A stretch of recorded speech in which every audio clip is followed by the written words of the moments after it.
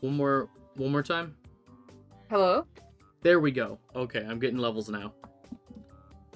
Oh, okay. So this whole time just... I Did I say anything important? I don't think I said anything important. I don't. Oh, I have a copy of Civilization 1 for the computer, and that's how we talked about Civilization, and that's pretty much all y'all need to know. Hi! The problem is now I don't know when that cut out. Okay. Lame. Okay. I'll worry about that later with the VOD. Okay. Yeah, maybe just keep like a bit of an eye on it in case it was like... Cause could y'all hear me before? Did we Or have have I just been like... mute this whole time?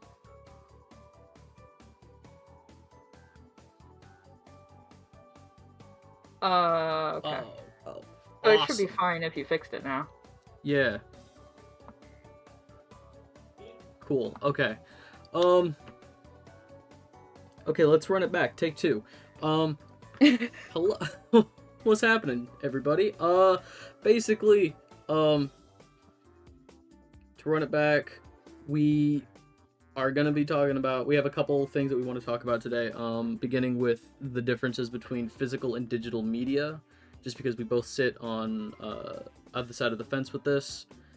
My stance is that I prefer physical media over digital media because with digital media, when you buy like a game, you know, if you're running on like the Steam sale or there's like a sale in the PlayStation Store, you're paying for a license for that game that has like a mystery expiration date. At any point, the license could run out on that game, and it's just gone from the storefront. You might get an indication from the servers, like the PlayStation servers or something, saying, hey, your license for this game ran out. Technically speaking, if you turned the internet off on your console or PC, if you just downloaded it from Steam on your computer and then turned your Wi-Fi off, I guess you could technically get around that if it's not checking. But it still would probably want to validate the purchase by looking online. My other issue is that with digital storefronts, we're starting to see a lot of the more quote-unquote retro storefronts for consoles go down, including last year we had the 3DS store and the Wii U eShop go down. And there are people who are passionate about game preservation, like Gerard the Completionist, the YouTuber the Completionist. He spent thousands of dollars to preserve both of those storefronts, and this year Microsoft announced that the 360 store is going down. We had, I think a couple years ago, the PSP store went down for PlayStation, and everybody is threatening these older consoles with neglect, basically. I mean, they're already being neglected because new console generations come out, but they are threatening... Is obsolescence the word I'm looking for? Basically, if you're not being kept up to date with these stores, if you had only a PS3, you love the PS3, you still play PS3 games, and you never were able to upgrade to the 4 or the 5 now, and you're just quote-unquote being left behind, Sony doesn't care. Even though you're still... kind of corporate. Yeah, if you're still purchasing games on the PS3 storefront, if you're still giving them that business, they don't care. Which is a shame. There's only like 4 of them anyway doing that, so... I am one of them. I still buy games on the PS3 storefront, but I mean, and this is also something we talked about before, was the secondhand market of physical games. You know, Yep. If less physical copies are in circulation because less physical copies were made or sold, you start to see a price uptick on that for quote-unquote collector things.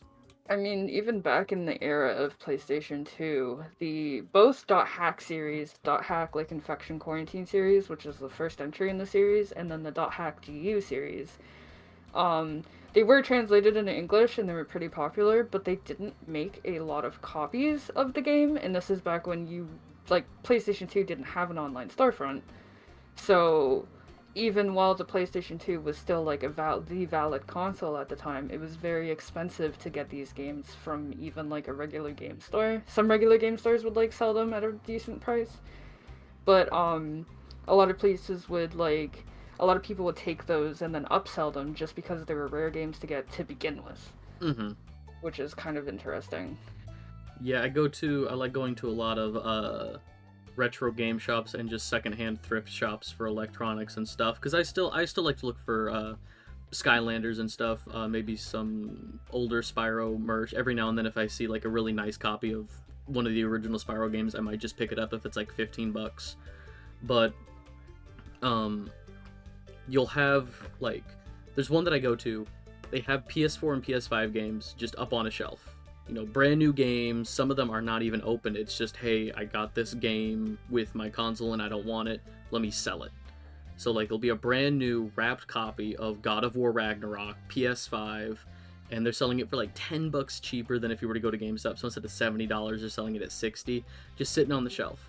And then they'll have stacks of like Suikoden 2 for like the PS1 Oh, in like a big glass case.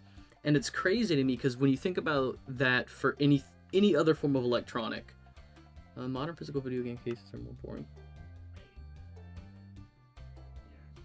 Yeah, yeah. No, I think I mean I like the given aesthetic of like having a row of PS4 games that'll have like the blue bar at the top or like the PS5 games with the white bar at the top. Like that looks nice, but like they don't do, at least for a lot of games I've bought recently, they're not really doing special edition cases, steel book cases and stuff anymore. It's all very boring. PS3 was I feel like a lot of Japanese media still kind of does that because they push special edition and limited stuff a lot in Japan. mm-hmm. Like, even for concerts and stuff like that, sometimes they'll give away tickets via a raffle, and that's the only way you can go to the concert. And so you buy a whole bunch of raffle tickets to try and get the special stuff. Right. And, like, the more you slap limited edition on something, the more something sells there. Mm-hmm. So it's kind of like, it's probably, like, more common with, like, JRPGs and stuff like that than it would be for, like, Western media. Western made media, I would say. PS3 had a really cool, I guess, pattern of the sleeve for each game was reversible, and it had like special art on the inside of the sleeve cover, so you could it was either like the logo of the game with the information on the back, or was like this full panel, so if you open the case like from front to spine to back, it would be like this big mural. Yeah, I was those were really cool. I was a big fan of that.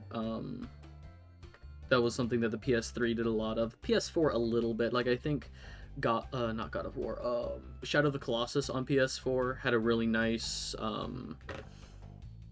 bit of art if you were to reverse it. But yeah, no, the secondhand market is insane because if you think about any other form of media like that or electronic, you know, people if you went to a like a used electronics store and they had tons of Joy-Cons just sitting in a box, there's like an open cardboard box on the uh, counter, but then behind them in a big glass case they had tons of like Mad Catz PS2 controllers. Anybody who remembers Mad Catz PS2 controllers knows that they're garbage. They were notoriously uh I think Mad Catz and Pelican were like the two biggest brands of Oh god, not those. yeah. Yeah, I It's just, remember those. or like if they had like a box of like Samsung S22s, like new phones sitting in like a loose bin just like by the front door They'd versus be cheap. like those Nokia's, like the old single like Brick. yeah, the Nokia brick, just like tons of those in a glass case and stuff. So many electronics, there's like a uh the turnaround on new electronics, and even you know, like DVD copies versus Blu-ray copies nowadays. Old, quote unquote older Blu-rays from like 2005, 2007, those are still, you know, like just we'll just take a movie. We'll take Cars 1. If the first Alright. I just I just picked a movie. Cars 1 on DVD nowadays you might find for like $1 at a Goodwill. But the Blu-ray maybe $3. You know, there's still a level of there's still a level of I understand the difference between this it's the same movie, but just, the format is different. But for some reason, and it has to do again with game preservation, gaming is such a new part of the pop culture world sphere that people who remember, when it started, people who now have money, they're trying to preserve those older games from their childhood. Regardless of quality, there's nostalgia attached to it. And Yep. it's much easier to convert a movie from like 1960 something from, reel to VHS to DVD to Blu-ray. Like that pipeline of preservation is so much easier than trying to Than take video games. bare code. Yeah. Like, I remember you could mod a PS2, and then you could just, if you had, like, if you find copies of the games online, you could actually just burn CDs for it. But then the GameCube, spun backwards, so you weren't able to do the same thing with the GameCube, even if you Mm-hmm. found, like, small CDs. Because it spun the opposite direction that most computers would. So you weren't able to, like, burn it necessarily. Even like with burning CDs, like that was a little bit of an option with PS1 and PS2, but then you have Nintendo where they just have some sort of new little kind of cartridge for every console. And like they had like the Game Boy Advance, DS cartridges, you had those N64 things, Mm-hmm. and then the ones that you put in your Super Nintendo. It's a lot harder to, you know, stick that into a computer and just get all the data off it than it is for like the discs themselves. I've seen some, like there's people who have created special programs with ribbon cables that they can then plug they've taken the reader out of like an N64, used ribbon cable to get it into their computer so they can plug it into their computer. But that's that's That's a whole fucking process instead of just sticking something in your CD drive. yep. One second. I just got a beep that my headset is dying. Let me plug in here. Oh no. Hang on, what did Risen have to say? Timeless appeal. Main devices, you need to enjoy them, aren't without emulation or trusting third-party creators. There's a finite amount of N64s or PS1s in the world. Yup, transitioning from a finiteness of physicality to a finiteness of bandwidth. Yeah, no, I think that's and I think that's the evolution of the industry and the evolution of technology. We talked last time about the difference between monetizing games where they had quarter munchers, where you kept feeding the Oh yeah. arcade machines money, to now you keep feeding Fortnite your credit card for $5 at a time to $10 at a So that time. way you can be Naruto. Yeah, so that way you Or can Fry from Futurama. yeah, so that way you can be I can't think of I was trying to think of a Attack on Titan character with the grappling thing. Eren Yeager. Yeah, No. so you could be Like Aaron the book. Yeager. I think I had Attack on Titan as well. Yeah, they added. boy. I think they added Attack on Titan after the Spider-Man skins, and it was the same. It was a different animation, but the same playstyle where they could just swing around with the grappling mechanics. Oh, I see.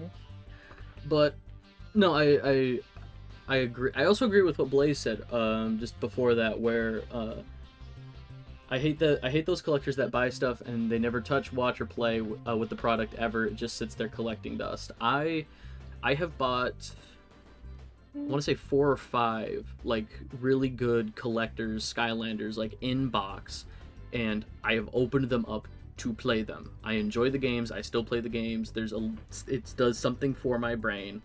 And I know that's, a sin for collectors, it's like, but you spent money on that. It's like, yeah, but I don't plan on reselling them, so the value is what I'm getting out of it once it's in my possession. Sitting on a shelf is not the same as being able to use it.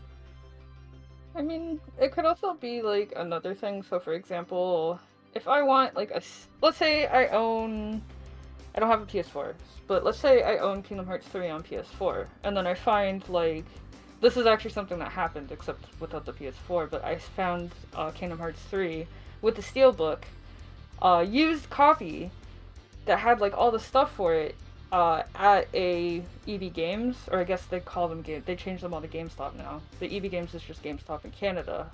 So I bought that so that I could give my ex the steelbook. But like, if I already owned the copy digitally, then I might just leave it on my shelf because it's like a nice steelbook. So like, I still, I'm just buying it for the collection at that point. But I've still played or already played the game. That's So I fair. mean, there could be like small exceptions to the rule where it's like if I own the game on PC, but then I want like the collector's edition thing and I get it, And then I can just like leave it looking nice on my shelf, right? I am a fan of I do enjoy owning physical media. However, I will cop to the fact that I have bought games that I already own digitally, whether it's like really cheap on sale, for the convenience of just not having to get up to put game in. Like it's that's it I feel disgusting and lazy for saying that, but just the convenience of I have it here. If I want to play it, I can just go over to the icon on my PlayStation and play it. That being said, if something ever happens and say I lose access to my account or something, I know that's with a lot of modern uh, secondary validation systems. PFA, Yeah, um, two-factor auth. yeah, two-factor authentication. With a lot of that, I'm probably not going to. God damn it, did the music stop? Cool. Okay. Uh, I'll worry about that in a second. Um, Basically, I like having the physical copy just in case something happens with the servers or something, and or the licensing runs out, or maybe the licensing for a game changes hands, and for a while, like all they just pull everything, all digital versions of that game. They put out the thing saying, hey, the license has run out on this. People can't play their digital copies anymore. Um, Yeesh. I still have a physical copy. Nobody can break into my house and take that from me. Well, Yeah. Unless knock it's on wood. like Diablo 3 has physical copies, but it's still a live service game. Yep. As soon as the servers go down for Diablo 3, Yep. right, But we'll get into that after. I guess for me and my point, I do have a little bit of a differing thing. Like I understand the fact that, like a lot of things can be limited. But like you said, like that one guy, he went and got like a whole bunch of hard drives and like that's something I could do. Like I have a 1 terabyte external hard drive. I could download all of my Steam games if I hear that, hey, this or that is gonna happen, and mm-hmm. just have like a copy of them. Um, but if there's a fire, well, I guess if there's a fire and I lose my hard drive, I lose my hard drive. Basically, if I have like this big collection of games, or I have an online account, if there's a fire, if somebody breaks into my house, I've had my entire DS and like all of the games I had in the case, which was like 14 games, stolen from me by somebody who I thought it was a friend as well. Like I can't get those save files back. I can't get all those Pokemon back. But with a digital copy, I can just, change my password and log in and get my save file. And the way I see it is that, like, especially for somebody who doesn't have a lot of space to carry all these things, who doesn't have necessarily have all the money to Mm-hmm. spend on like these special limited edition things, I find it a lot more convenient to just have a library sitting there. And like even growing up, like with moving around and stuff like that, mom and I have like lost some stuff, like lost Pokemon cards, lost my old N64 and stuff like that, just to like unfortunate circumstance. So it's like have not having to worry about like where I put something just feels a lot more relaxing to me, and like just having like a very convenient library where it's just like, oh okay, I just install this. And I feel like Steam is not going anywhere for a very long time. I know there are exceptions where like some games have been pulled off of Steam because let's say like developers and publishers have had like, I can't remember what game it was, but there was like one game in specific that like was kind of a big thing on Twitter where the developers wanted to work on the game more and make it a little more perfect, and then the publishers kind of published it anyway, and there was a whole argument, so they just took it off of the store.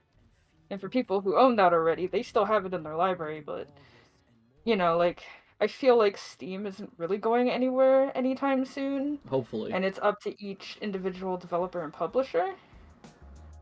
Like Steam makes way too much money, and now that they have their own console as well, there's no shot that they can get away with just shutting down Steam without a whole lot of stuff, right? Right, and I mean it's making them buttloads of money every year. Like there's no way you don't kill the Like golden Epic goose. isn't even really a contender. Epic's only a contender because that's where you get games for free. Yeah, Epic has their free game system, and they have a couple exclusives. You know, they have Kingdom Hearts, they still surprise. they have Fortnite. That's like their big one that's making them tons of money. You can only get through the Epic game launcher. Fall Guys. Except if you already bought Fall Guys on Steam, you can still use it. I didn't even know they took Fall Guys off of Steam. Did they? I think you can't buy it anymore because they eventually did that move. Let me just double check. But I do know that they didn't take it away from people who already bought it on Steam when they acquired it. Which is Yeah, fair. no, it's off of it. It's Fallen Guns. When you type Fall Guys, it's Fallen Guns, whatever that is. That $2.50. doesn't sound real. It's just an indie game. Yeah. It looks kind of like a Hotline Miami. Anyway, but yeah, like I feel like Steam itself is definitely a very accessible thing, and I feel like they have no plans to screw people over like that. Honestly, it would be up to individual developers and publishers because this is basically just like it's kind of like, you know how like the Switch eShop is also like a haven for indie games and stuff like that these days.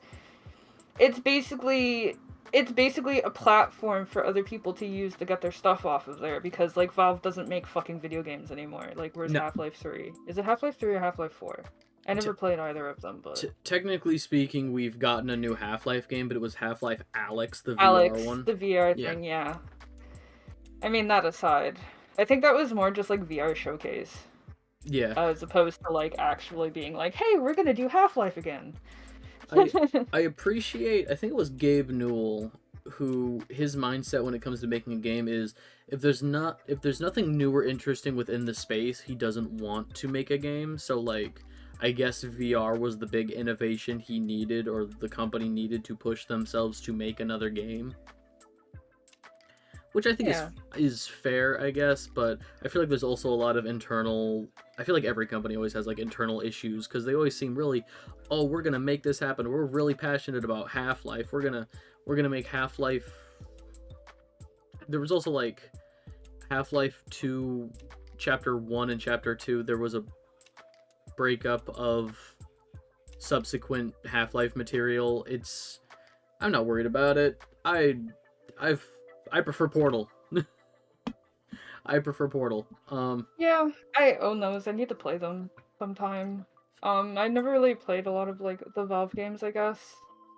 But like I didn't have like a lot of like consoles growing up, so I didn't have the Xbox for Left 4 Dead, which isn't well. But I did play them on my friend's stuff. But like a lot of like classic games that ended up kind of being Steam Startup, for example, which is like, you know, you had Steam and then you would get like, you know, the Half-Life, or you would get um Left 4 Dead, and I forget what the other game was that like when Steam came around, it was like one of the launch titles.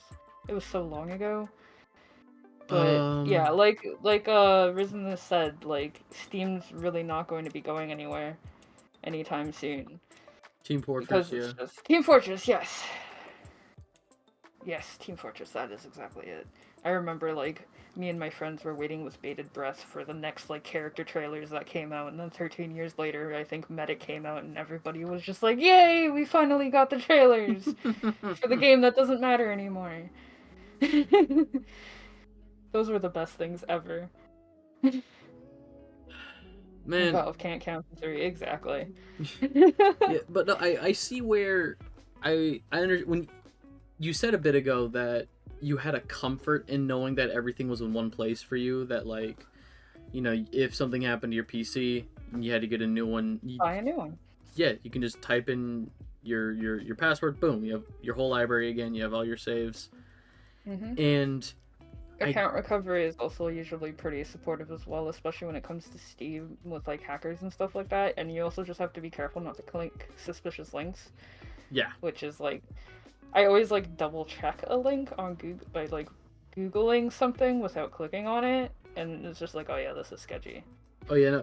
I usually people love for some reason to text me emails. I'll get like text on my like phone messenger and it'll be from an email and I'll look it up. I'll Google it and be like, "What's this about?" And everybody's saying that's not who they say they are. There's no shot. Oh yeah, or like Canadian Revenue. Well, I'm from Canada, so like Canadian Revenue Agency is just like, hey, you have to click on this link because of your taxes and this and that, and I'm just like, Mhm. huh. I'm wondering why they're texting me. Yeah. And it's always like they would never text you. They wouldn't, they would send you a letter first. They would do there's like protocol and steps that they go through.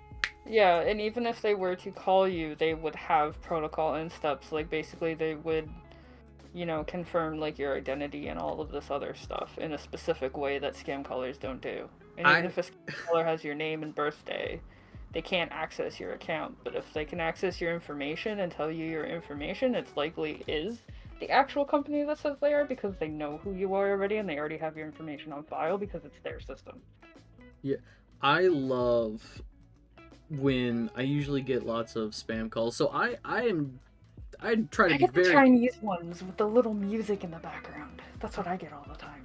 I try and be very careful with my information. I've had my identity stolen twice. uh, Oh, it's not eek. it's not a great time. But I've gone through there's certified websites through like the US government stuff and like lots of third party websites where it says, we'll track your information, we'll, search for it. And apparently like half of my information is already like into the dark web, so that's something I'm gonna have to like be on a lookout for the rest of my life, which sucks. But Oh, that's terrifying. no, I get these phone calls um where it's like they they'll like call me up and be like, "Hello, is this so and so?" And I'll be like, "Speaking." You never want to say like yes to a suspicious phone call because it could be them recording you saying the word yes to use in a Yeah. different, yeah. So I'll say, speaking, and they'll start listing off like it's like we detected suspicious activity with your card, and they start listing off all of my information, and I'm sitting there thinking like I did nothing to verify that I was me. I just said yes, or I just said that I was Speaking, the yeah. person. And you just start like rapid firing like all of my personal information. I don't trust like that. So I hung up. This was like a month ago, 2 months ago. So I hung Oh up my god. and this happens. This happens to me a lot and it's unfortunate, but I called my bank and I said, "Hey, is this phone number did you guys just like try and call me to like verify this stuff?" And they said, "Oh yeah, no, if there's ever an issue like with the way that your account is set up, uh you know so for my two-factor authorization, whenever I log into my bank account, I also get a text, and they said that same number Yeah, that same. that same number that texts you, you'll get from that email, or yeah, from that number, you'll get a text saying, "Hey, there has been suspicious activity. For more information, call us." Yeah, same with like for example, phone accounts, right? Mm-hmm. Like they'll have like so for example, like I think for my phone company it's like 888 or some like just tiny little number like that where it's just like, "Oh, we have like like, oh, you've gone over your data if you want to like because we have limited data in Canada because of monopolies in telecoms, but you've gone all through your data. If you want to add more data, just reply A to this text for 500 megabytes, reply B to this text for like a gigabyte, and that same number will also send promotions and also send other information directly from my phone company, like my phone service provider. And then sometimes, so we have like Rogers, Bell, Telus, and stuff like that. Sometimes you'll get a text from another random number that's an actual, like, 416 or area code this, that'll say, your Rogers account is this. And it's just like, well, my phone service provider wouldn't give me a full like 9, 10 digit number text message because I'm getting them all from like a 4 digit Right. text thing that has all of the same thing. So I can just look in all the history and stuff like that and be like, okay, yeah, no, you're not my phone provider. If worst comes to worst, they would call me about this. Exactly. Plus, having what is it? What's the ID? Caller ID. Yeah. If you have caller ID, that's very, very, very, very important to have. I would say it's worth the extra $5 or $10 on your phone bill if your phone provider Yeah. says for that, because if something's like a verified, Ontario phone number for a company, like I got a call from something called Yummy Market yesterday, and I don't know what the fuck it was, and all I heard was like noises. I think it might have been like some sort of random pocket dial, but I don't know what the fuck it was. But it was still like a verified number, so I answered it.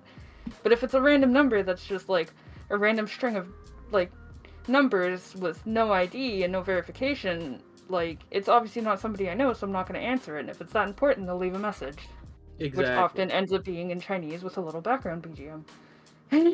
I With background music. I am totally of the mind that if it's I don't recognize the number. If it's important, they will leave a message. I get I don't get specific caller ID, but it'll either say like this number isn't in your phone. It's either a number that is in my phone, a number that isn't in my phone, or it literally just says spam risk. Like somebody else has already like Oh snitched yeah, on mine this says phone likely number. spam. Yeah. But it's amazing when you just get like phone number or phone calls from, a state, 4 states east of you. It's like, I don't know anybody over there. Who are you? And then they don't leave a message. It's just nothing. Yeah, when I get a phone call from British Columbia, I'm like, I ain't never been there before. That's the other side of the country for me. Nah, that's I just ain't got nothing to do. The only friend I knew who was out there is back here now. But getting back on the Video topic, games. yeah, leading that back into the idea of video games, I totally understand that you feel secure with, having everything in that one account. I'm just on the other side of that, where I'm concerned that if something does happen to that account, and just because I've had these issues before with people taking my stuff digitally, Yeah. I mean, the internet definitely isn't secure, and I do agree with that. That being said, I do think Steam security, because Steam was created by a whole bunch of computer nerds at the dawn of computers, so they surely know what they're doing with a lot of that. And you don't hear too much about the only Steam versus Discord and Discord accounts being compromised. With Steam, you don't really hear a lot about that at all because it doesn't happen as much because they have much better security, as well as the only thing I've ever heard of is sometimes an account will message you and it's just like, hey, is this you? And it's a link to your account thing. And it's all suspicious because it's like, oh, you've been doing this, or you're getting banned here, or something like that. And it's like, I don't play fucking RimWorld, what? Yeah. What? Oh my god, my favorites are they'll text me on a Samsung phone and be like, your Apple account is, under attack. Click this link to. It's like, I've never owned an Apple anything. Yeah, one time this person, okay, so obviously they were from overseas. They were probably from somewhere South Asia, Middle East, because they had an accent, and it was the middle of the afternoon, and they said good morning, first of all, and they're just like, we'd like to talk to you about your Windows computer, and I'm just like, there's no way in hell that I have a Windows computer. So I just told them it's afternoon and I have a Mac, and I hung up. Because they don't know if I have a Mac or not. You were wrong. Yeah, I would never have Crapple in my house, but they don't know that. Right. I mean, if they're watching this, they do now, but no, I don't know. I feel Steam security in itself, I trust, especially with Google Authenticator and stuff like that. It's there's a lot of ways that only you can have access to the extra codes that they provide you. Even if my main email got hacked, I could still go into Steam, change it to a different one, and contact Steam and be like, look, this email has been compromised, I need to change it. Yada yada yada. Although to counter my own argument, the Ubisoft store has recently come out that the Ubisoft launcher or whatever it is, if you don't log into your account for 5 years, they will completely delete your account. And they've started doing this with old Google emails as well. Mm-hmm. So if you're not using the email, and it's been 3 years, then again, if you haven't logged into your email in 3 years, you probably don't need it. Yeah. Right? So, like, I feel like maybe my old Hotmail account that's attached to my Adventure Quest account is probably gone, which is a little sad because I want my Adventure Quest account. I had a dragon amulet and everything. I had the, I had everything. Sag. Anyway, but like, if you haven't logged in for 5 years, it's like, okay, that does seem reasonable, but at the same time, this is stuff that you paid money for, and Ubisoft is only Ubisoft. It's not like a huge library like Steam, so maybe nothing from Ubisoft has interested you in like 4 or 5 years, and then all of a sudden you're just like, hey, I'm gonna go back and play like an old Assassin's Creed game I have on this account, and lo and behold, your account is gone. It's gone. That being Right. said, they do send an email to prompt it and everything like that. Mm-hmm. And it's like I understand wanting to save server data for your servers and for like your hard drives and all that stuff, but it's still a little bit of a scary thought. Like if Steam started doing that, Yeah. like what if I'm like, oh, so obsessed with my Switch, or I just haven't been able, or I'm just like in such a rut that I can't afford a fucking computer, so I can't really log into Steam. And then they got rid of my Steam account, and like some people have like hundreds and hundreds of games on Steam. You know what I Yeah, mean? so some people have been, playing on Steam since Steam started. Their libraries are huge. That's the only thing they game with is Steam. Exactly. PC Master Race sort of thing or something. Or like you have people like me where it's like I didn't really have my own computer until like 2013, 2014. Hmm. Excuse me. But I'm starting to build it up now. You know, it's like having but like I have times where like I barely even log into Steam at all and I'm just on my Nintendo Switch or something like that because I'm super obsessed with a bunch of Switch games. And I'm just laying in bed playing them all and like if they told me like a year later like, "Oh, you have a month to log in and you're going to lose your account." It's just like, "What the fuck?" That Which would is why there's so terrify much me. backlash.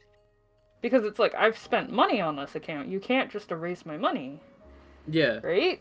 So that's the thing that kind of like scares me, but at the same time, I don't care about Ubisoft at all. It's not my style of games. I'm a weeb. right. I don't like Astrid. And like, or like, I don't like the whole climb up high and unlock the map. Like, it's like, figure out something else. Be more creative than that. Oh my You god, know, like, I told you about the crew, right? I'm pretty sure we mentioned this. Excuse me, mentioned this last last time? time. Yeah, where Yeah. I was playing the crew, just driving around as a car. Drive up to a satellite dish in the middle of nowhere, and it pings the circle where it fills in the map. Yeah. Yeah. So bad. But uh Risen brought up something a little bit ago that within the next couple of decades, physical all physical media is probably going to be phased out in favor Yeah. of digital releases. And I see that probably across the board, with Spotify and Pandora, they're probably not going to keep making CDs. Maybe CDs and vinyls for vintage people like me who Okay. I have a record player. I like records. Um but Yeah. movies with streaming services, Oh god, yeah. they're just not going to be releasing physical movies anymore. Games are probably going to be digital. And I do see this within the next 20 years. In a way, like for a weird environmental angle, not creating physical copies is probably a little better for the environment in a way, especially if we get a lot better about energy conservation. So like, I mean, it's like a bit of a weak argument, but at the same time, it's still kind of a bit of an argument that like we don't need to like process physical resources to make these things anymore. But Right. even like going with like the limited special editions, yeah. So I bought the Pikachu Eevee edition of the Nintendo Switch. And because at that point I was kind of waiting for like a special Pokemon Switch or something like that to come out because I had the money for one finally. So I bought that, and it comes with like a download instead of coming with like the physical cartridge of the game, whether you choose Pikachu or Eevee, because you don't get both with the Switch. You only get one or the other. It gives you a download code for it. But it also came with like the Pokeball Plus, which a friend took from me. Not really a friend anymore, but Hmm. and a couple other things that are actually like usable with the console, but the game itself is just like a download code, which is like a lot of I've read on Twitter that like people buy physical copies of the game. Like if you go and buy I don't know if this is true for Starfield. I think it's going to be true for Starfield, but if you go to like GameStop and you buy the game or something, it'll give you like this nice fancy box with a download code inside. or something like that. They, I think I don't remember what game they were talking about on Twitter, and I don't know if I'd be able to find it. But yeah, that's a thing. It's download codes and live service. for Starfield, they were talking about not doing physical releases for it. People got Yeah. mad, so now I think the way that they're doing it is Oh, it was Starfield then. standard edition is going to get a physical copy, but the special edition is not. So you're going to pay for all the statue, all the fancy little collectible knickknacks. You get the code for the DLC, and you're also just going to get a box with a code for the game, which is wild to me. Can't take Netflix seriously. You keep pulling the plug on every show. Yeah. Yeah, but that's also Netflix trying to get around not paying. That goes into like SAG-AFTRA and all that stuff too. Is like trying to get around not paying their creators because if their creators get popular or something, I feel like that's part of it. Yeah, so many shows, and I talked about this a little bit in I think it was in the Discord server, where Netflix wants all of their stuff to immediately hit. You know, they'll make an adult popularity, yeah. Yeah, they'll make like an adult oriented animation. You know, like an Adult Swim. I was thinking Inside Job. Which is produced by Alex Hirsch, the guy who made Gravity Falls. Very talented guy. I don't think he created it, but he helped produce it. He helped like get it ready for being a show. But they made that. It lasted 2 seasons, I think. But Netflix immediately wanted it to be as popular as like Rick and Morty and these other adult animations that were on the market. Even things that have been here for years and years already, and like they weren't necessarily popular. Like even BoJack Horseman and stuff like that. Like they weren't popular. Even if you go back into like the days of like Ripping Friends, which is Canadian, so y'all might know that, not know that. What's Harvey Birdman, Attorney at Law, even Robot Chicken. Robot Chicken wasn't instantly popular. You know what I mean? And like some of us grew out of it by the age of, like, some of us loved it when we were 13 and didn't like it as much when we were 15, and some people grew up like, you know, it became a classic, but it became a classic because it was around for years. Even Family Guy got canceled at first. Futurama's been canceled before. You know what I mean? Things take time to get traction because it's like, oh, it's this Futurama show. I've never heard of it before. I'm gonna change the channel and try to find something else, to the point of like, you know what? I keep seeing this pop up, so I might as well sit and watch it, right? And like, if you just pull it instantly, it's not going to gain traction. It's not going to build a fandom. Not everything is instantly popular. Like, not everything is like Undertale, where it's just like, oh my god, wait, this is amazing, and everybody loves it almost instantly. Yeah, they want everything, you know, now, what I mean? To the point of... That can't happen. Yeah. Like, Pokemon has, like... Even going into, like, Fire Emblem, for example. Awakening was supposed to be the last one, and then Awakening was so fucking popular that now Fire Emblem still exists. Right? That wasn't supposed to happen. I think that wasn't supposed to happen at all. I think the biggest example of that is the literal Final Fantasy. Like, when Square Enix was sure this is going to be our final game, it's going to put us out of business. Gen 2 was supposed to be the final game for Pokemon as well. Yeah. And then, you know, these games, they're all of a sudden hugely popular, and now, you know, they just released Final Fantasy 16. Eventually it'll be Final Fantasy 69. I don't think any of us are going to live to see that. The time between... I'm not going to live to see that, but it'll happen. I could die happy knowing that somewhere out there in the vastness of the timeline... That's also something. The time between, you know, sequels or follow-ups, or just the development time span between games. There's so many games that I feel started with the mindset of, we're gonna produce it X way. Really hope I don't live to see Fantasy 8. Oh, come on, what's wrong with Leon? Yes, I'm calling him the Kingdom Hearts name because it pisses off Final Fantasy 8 fans. Squall Leonhart. Squall is stupid. Leon's a better name. Leon's an actual name. Squall is like... Fuck, what was a squall again? Wasn't it like an ocean thing?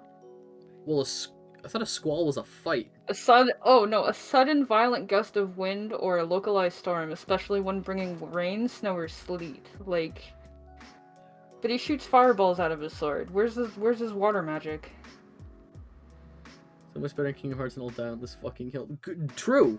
Correct. Squally. Yeah. Yeah, I Isn't really like them crazy in Kingdom Hearts. popular. First season isn't crazy popular. Pull the plug. Yeah, no, and it's weird because apparently I don't know what is or isn't popular because like DreamWorks, for example, loves just throwing TV shows out there. Almost every one of their franchises has had a TV show at some point. Um, Many of them have had mini TV shows. How to Train Your Dragon has had several. Oh god, Kung Fu. we're not. Don't get me on that series. I won't. Just as an example, Kung Fu Panda has had like 5 TV shows or 6 TV shows. Really? Yeah, no, it had I think 2 different ones on Nickelodeon. It had an Amazon Prime one. I know it's got a new one on Netflix that actually had enough of a budget to bring Jack Black back. Um but they just love like throwing all this stuff out there. But they have a franchise that's exclusively a show called Warriors of Arcadia, something of Arcadia. But I think it's had like 4 regular seasons and then 2 specialty seasons that were labeled like differently on Netflix. So it's basically had like 6 full seasons of this show, and it was like produced and developed by Guillermo del Toro. Like big names are attached to it. I'd never heard of this, and it went on for Isn't he like the guy who like feet? no, that's Quentin Tarantino.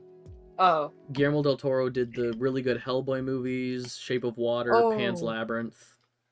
He Oh, yeah. Okay. he did the Academy Award winning Pinocchio from last year, the Netflix stop motion Pinocchio movie.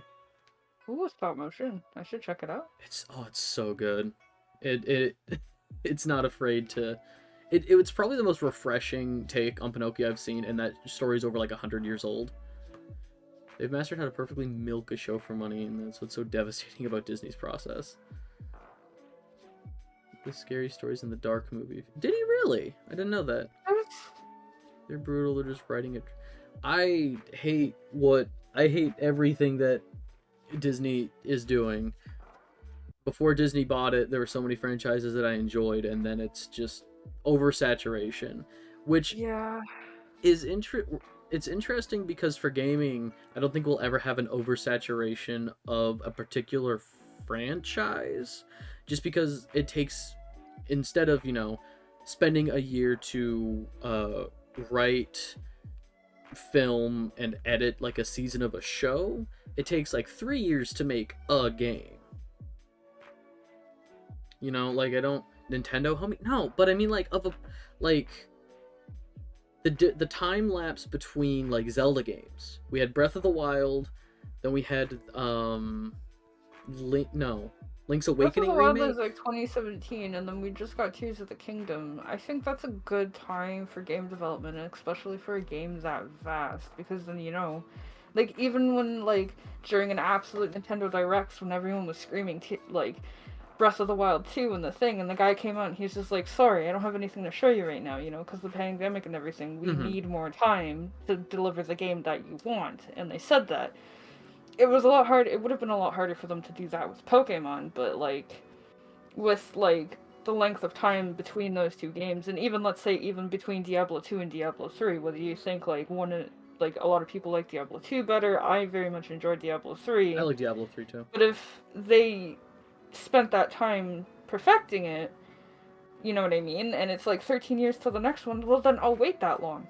Right? I never played D2, but it's just like an example. And then everybody's loving Tears of the Kingdom because it's Breath of the Wild, but with Build-A-Bear or whatever the heck it is. Yeah. And like, they delivered a good, solid game that wasn't extremely buggy.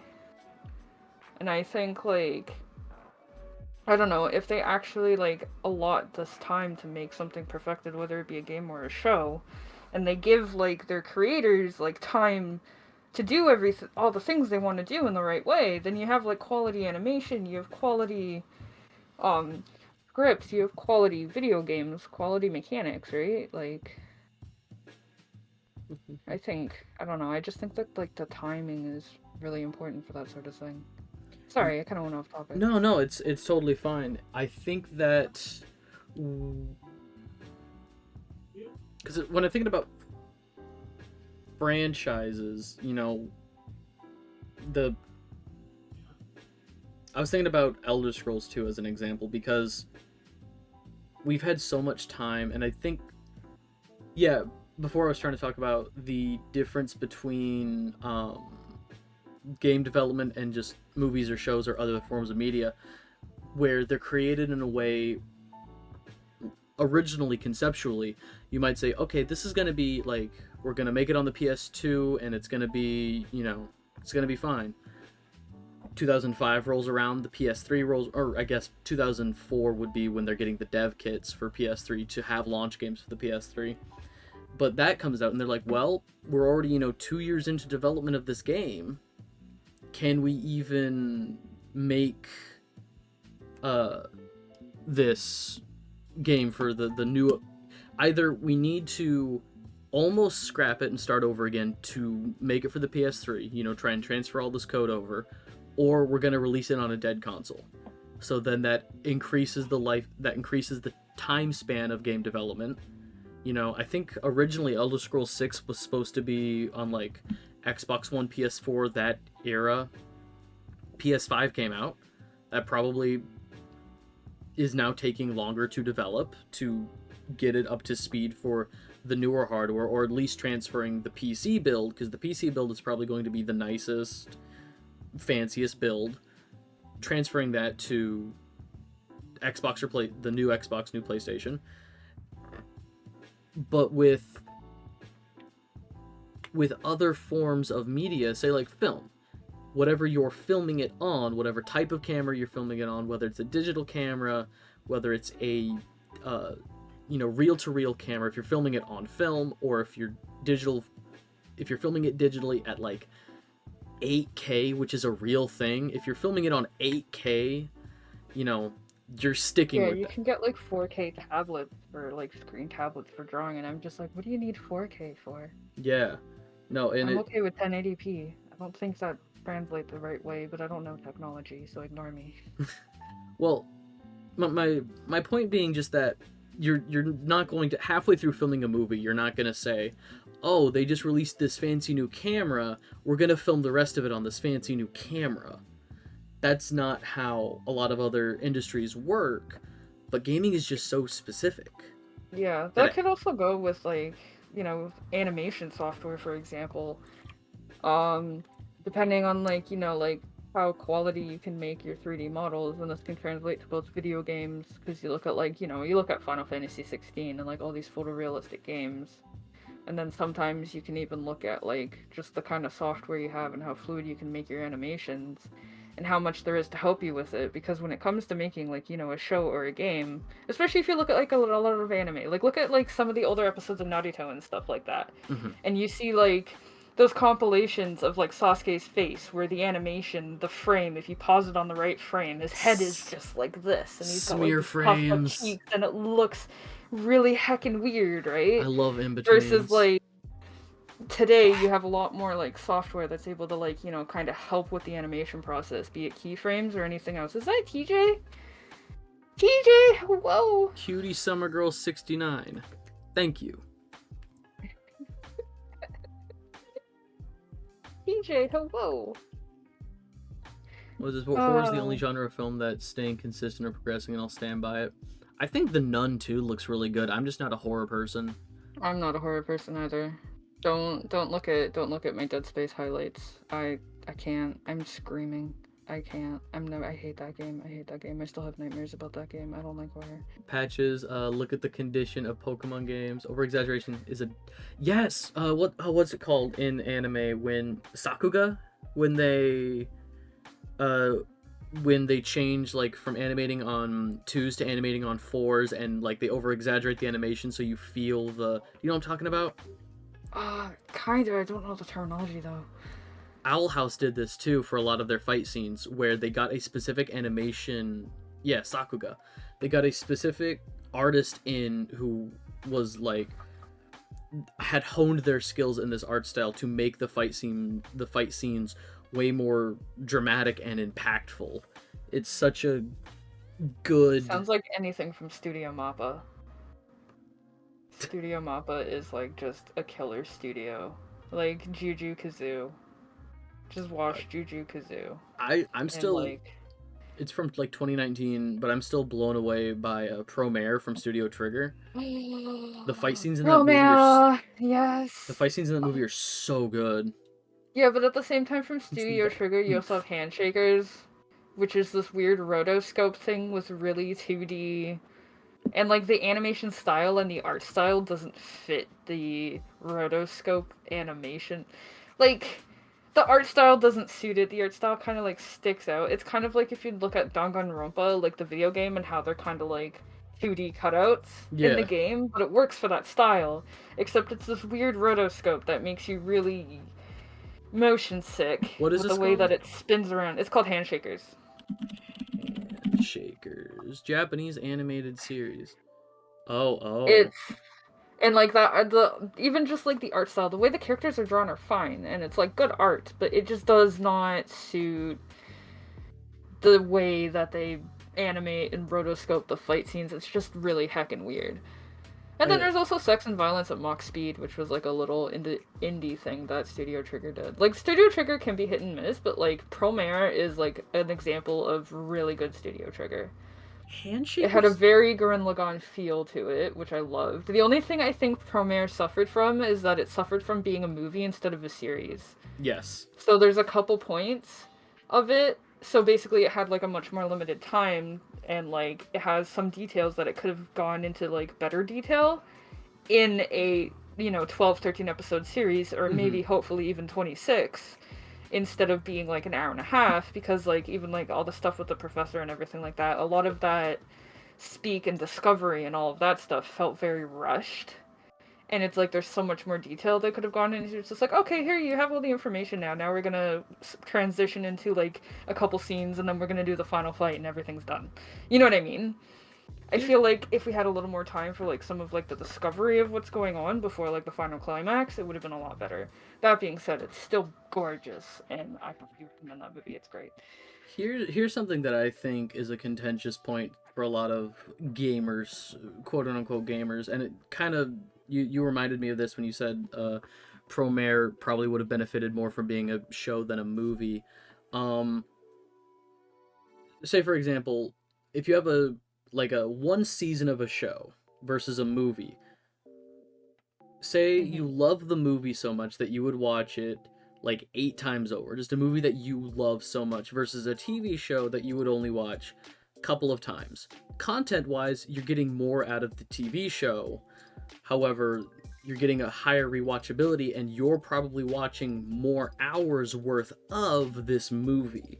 Which Yeah, that's a fair point.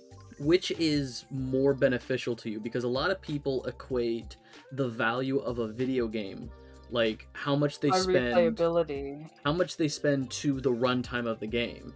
It's like Yeah, I bought a game for $60 and I played it for 60 hours. That's $1 an hour, an and that's hour. that's good. That's Yeah, good money for my and time. then I feel like that's very subjective though, Mm-hmm. just taking so first of all, there's the style of game. Some games are just a very linear, you go beginning to end. For example, a kinetic novel for a visual novel. It's like it's a visual novel except it doesn't give you any choices. You just read it from beginning to end versus visual novels where there's like many choices. Even then it's like, oh, you date this girl, or you date this girl, or you date this girl. Um, and then you have like, your gun games where it's like, you pay however much for Call of Duty, but you're playing that for 600 hours over a couple years because it's like a versus shooter, so it's got a different kind of style of game. And then you have JRPGs. And you have people who, like for example, Nier Automata, which I'm playing right now, it has like a whole bunch of like side quests. It has a whole bunch of like different endings, from joke endings to secret endings, as well as the main story portion of it. I think that. I want to 100% that game eventually, but right now I'm currently running with I'm doing what I can on the side, getting a little bored, and then just moving on to the next part of the story. Some people will only play the story, some people will 100% everything before they move on to the next section. So for I'm guilty of that. somebody, and then some people are still going to love, oh god. I'm like a completionist, but I don't complete every game at the same time. Because sometimes it's just like you have to collect shit that like it's just I'm I don't still want to. I grinding don't. in Cult of the Lamb trying to get the platinum trophy. Oh wow. Yeah, but like, yeah, you have your 100% completionists versus it's just like I just want to read the story versus you have speedrunners where like speedrunners are skipping a majority of the game sometimes depending on like what glitches they do. Like Spiral the Dragon, no balloonist skip. You're not really playing the game. You're skipping the Yeah, balloonist and you're going straight to the end, right? I think about swim and It's a air. different style of play, but at the same time you're replaying the game so much that you're still getting your hours. So it depends on how you enjoy the game. Some people will just go from ending A to ending E of Nier, and they're not going to bother with the joke endings. They're not going to bother unlocking like the Mm-hmm. weapon stories. They're not going to do all of the side quests and go get all of that extra little tidbit of content. So, but the game could still be worth it to them because they still enjoyed the combat and they enjoyed the main story. Versus me, who's going through it 100% and putting in like 100 more hours than they are for about the same price, depending if we got it on the same sale or paid full price for it. So I think it would definitely be very subjective depending on the style of gamer that you are, Yeah, right? yeah, and I do think it's a deeply subjective thing, but I've heard it a lot from people where they'll knock a really good game down, in a review they'll knock it down saying it's like, oh, I had so much fun. My only complaint for the game is it's too short. 7 out of 10 or something. It was above average, but they're not giving it a few games have ever incentivized. Well, Yakuza, really Hades. Yakuza 0 is probably the best Yakuza game IMO, so I understand that. The only point I want to be made. Um, what was I saying? Oh, Castlevania anime should have. Are you talking about the original English animation or like a Japanese anime? Because I remember they did the Castlevania thing, but that was like an English creation, not a Japanese creation. Yeah, the So I'm Castlevania. just trying to. All good. That shows. The Castlevania show on Netflix I thought was really good. Yeah, You I have need to. to actually watch it. I watched episodes of it with my roommate whenever we were eating dinner. Sometimes my previous roommate, but I never actually watched it start to finish myself. Yeah, that one. That one. Okay. But my Yakuza's a really good series, and I think Yakuza as well, that could bring into the subjectivity of like completionism because Yakuza is just like, okay, yeah, you're trying to like get a like from what I understand of the story because I haven't played them is like, you're trying to get out of to the Yakuza, but they're kind of pulling you back and getting you involved in stuff. And then at the same time, you can go and work for like a phone sex hotline, and then you can go and you can escort Michael Jackson, and then you can go and a chicken is your coach for like bowling or something like that. You know what I mean? it's so There's so good. many It's little so tiny fun. stupid things to discover on top of your main like Yakuza storyline, which I think I'm so excited to finally play those games My because my partner's been playing them, and she's been playing them sort of quote unquote in order of release. She did like Kiwami 1 and 2, 0, then 3, 4. She's on 5 now, I think. Um exactly. And you get to beat up a bunch of men in diapers as well. Like it's got yup. over the top side shit and its own serious storyline. So it's like, do you only care about the Yakuza storyline or do you want to go do all the stupidity? In terms of completionist stuff, there are some times where it's like what dictates that to certain people, because you could 100% like a Lego game, but that isn't necessarily going to net you all of the trophies on PlayStation, because sometimes there's a Lego trophy that's like, oh, make sure you have these two characters as like a party together, and it's like a funny little extra joke trophy for people who know the lore of whatever franchise it is.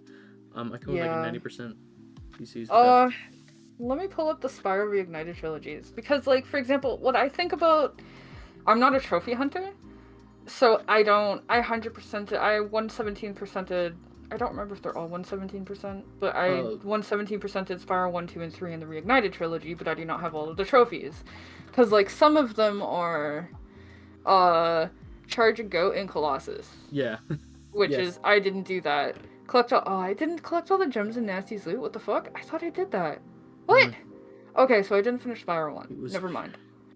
Defeat all three ski orcs. I don't even know what that is. Warm up the crowd, heat up the audience. I don't know what the fuck I'm I supposed to do for know, that. I know what all of these are. Do you want? Do Blame you? all the fairies in Crystal Flight. Oh Defeat my every god. Robo Bee by spitting. This would be a You really know what I this mean? would be a really fun stream idea Don't get of hit by trying Bob. Well, I suck at the game, so. this would be a really fun stream idea of trying to help you figure out without telling you what those trophies Oh my are, like god, coaching me what the through Platinum Spyro. oh my god, like Don't hit any sheep in Cloud Temples. Yeah, but I need the sheep because I got hit. You know what I mean? Like, right, these are like little don't touch the lava in Skelos Badlands. Well, guess who's bad? but the floor is You know what I lava. mean? I don't Yeah, consider that completion if it's just like a small thing like that. But I right. also have a friend who's currently grinding Necrodancer, which is an extremely fucking difficult, very amazing, but very difficult Yeah. game, which I highly recommend everybody plays as long as you have a little bit of rhythm. And some of them, there's some of the achievements. One of the achievement is a low percent run of a character who only has half of a heart, so can only take one hit before dying. If you miss a beat, you die. Mm-hmm. You can only use a knife, so you can't pick up any items and stuff like that. And like it's basically a very difficult player to play or character to play. And the low percent run of that is doing all of the zones basically perfectly without picking up any items to help you. You pick up an item, you die in the low percent run, essentially. So it's Fuck just like, that. I don't have the heart to do that. I'm just gonna play the game to my heart's content, maybe beat the story, unlock everything, and I'm done, right? Metronome, but when I woke up, I said them. Well, the point I was thinking of before we started talking about what is completionist, you know, the subjectivity of completing something.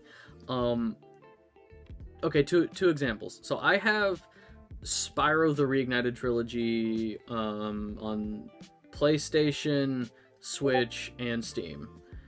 I had it on Switch, but it was physical and I lent it to a friend, which is why it's good to have digital, because now I can't play the game on Switch anymore. Anyway, continue. Yeah, no, I had Red Dead 2. I lent it to a friend, and then he moved. I say he only lives like 4 hours away now, but that is still a 4 hour drive I'm not willing to make for Red Dead 2, so I just don't have that Yeah. game anymore. But so I have Spyro the Reignited Trilogy on like all of these various platforms, and I've played it a bunch on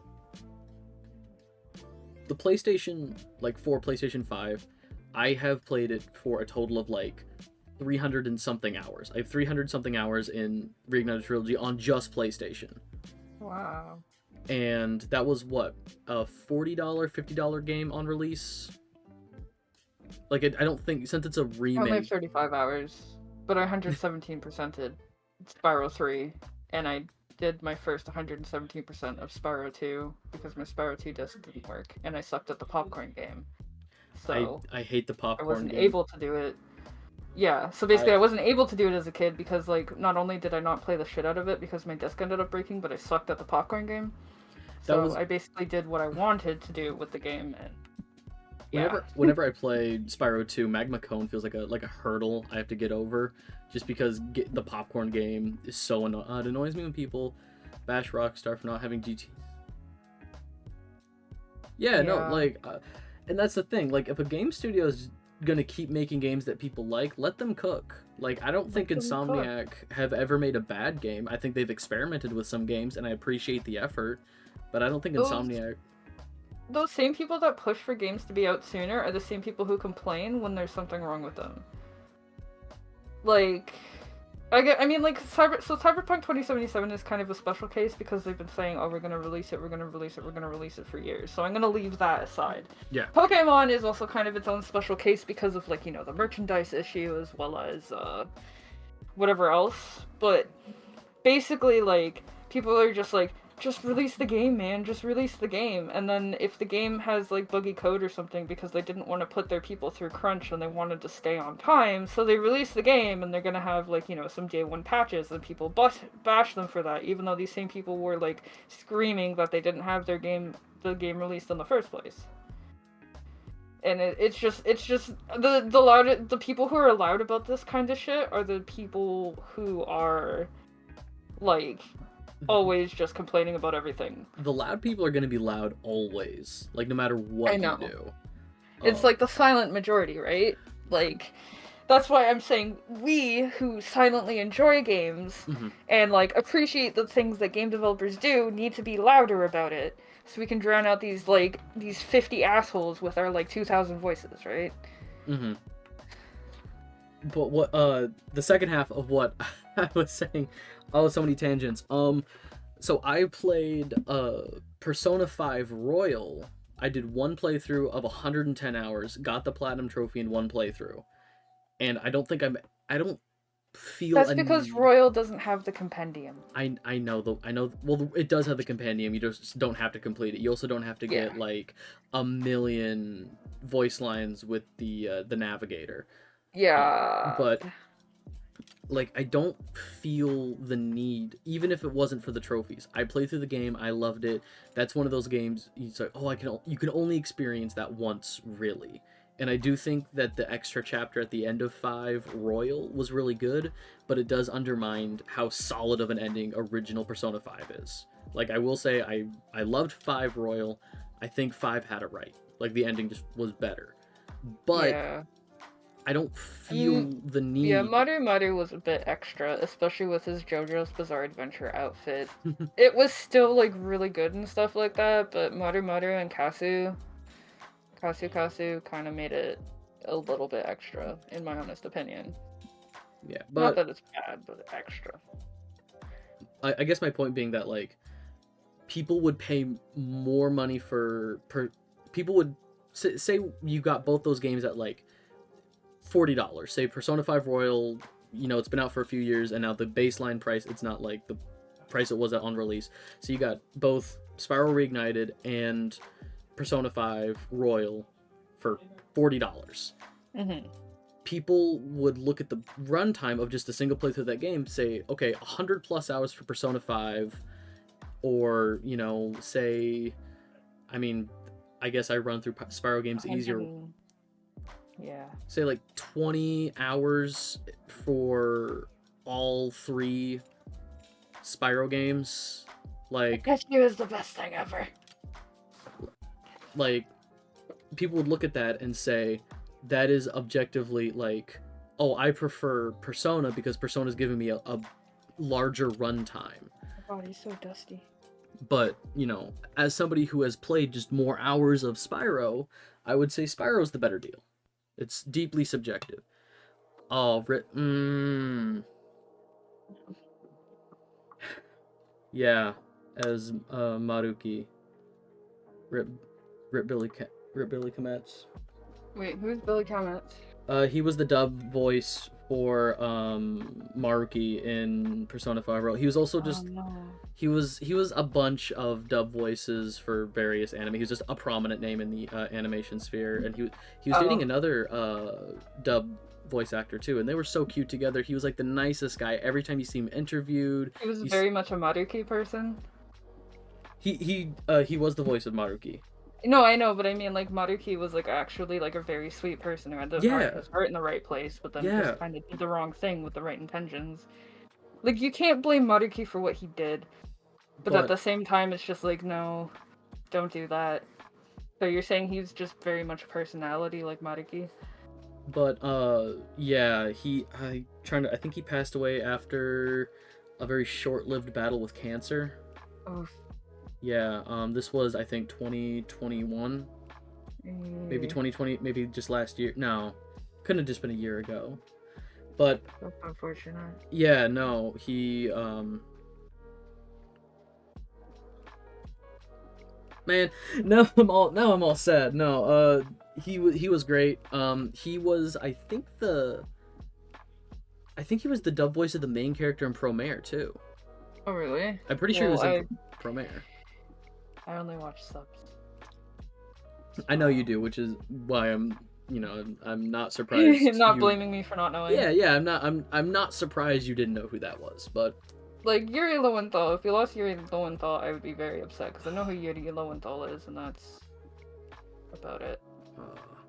Here's a Yuri question. Lowenthal does Haseo, and when I originally played .hack GU, subs weren't available, and the dub for that show is actually really good. In fact, I think the Mellow Grunty in English is better than the Mellow Grunty in Japanese. And Yuri Lowenthal kind of really made it, as well as he was a very good Sasuke. Yeah, A very good Sasuke. Sasuke. He was the only one who said Naruto right in the whole fucking show. He's He he's speaks a bit of Japanese. he's my favorite Spider-Man. He's like Yuri Lowenthal is Insomniac's Spider-Man, and I love him. Yeah. Patches asked a question here.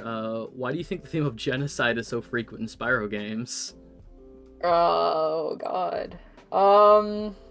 Nasty Nork tries to genocide the dragon, so instead we genocide the Norks.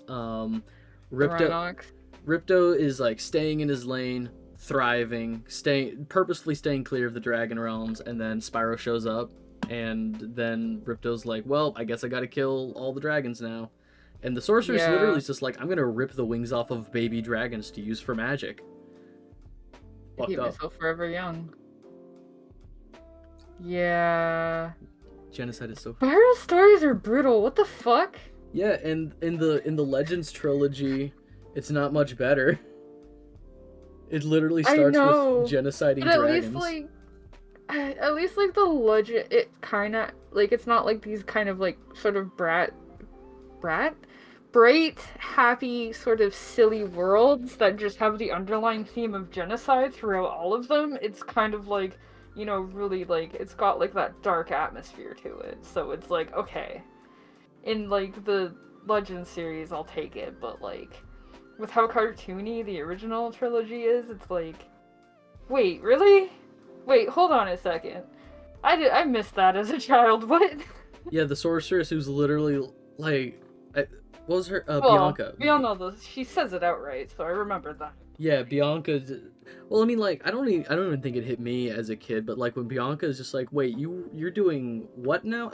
I thought you just wanted to like trap the dragons here for their magic, and the sorceress is like, I don't even need them alive. It's like, oh, all right. That's kind of awful.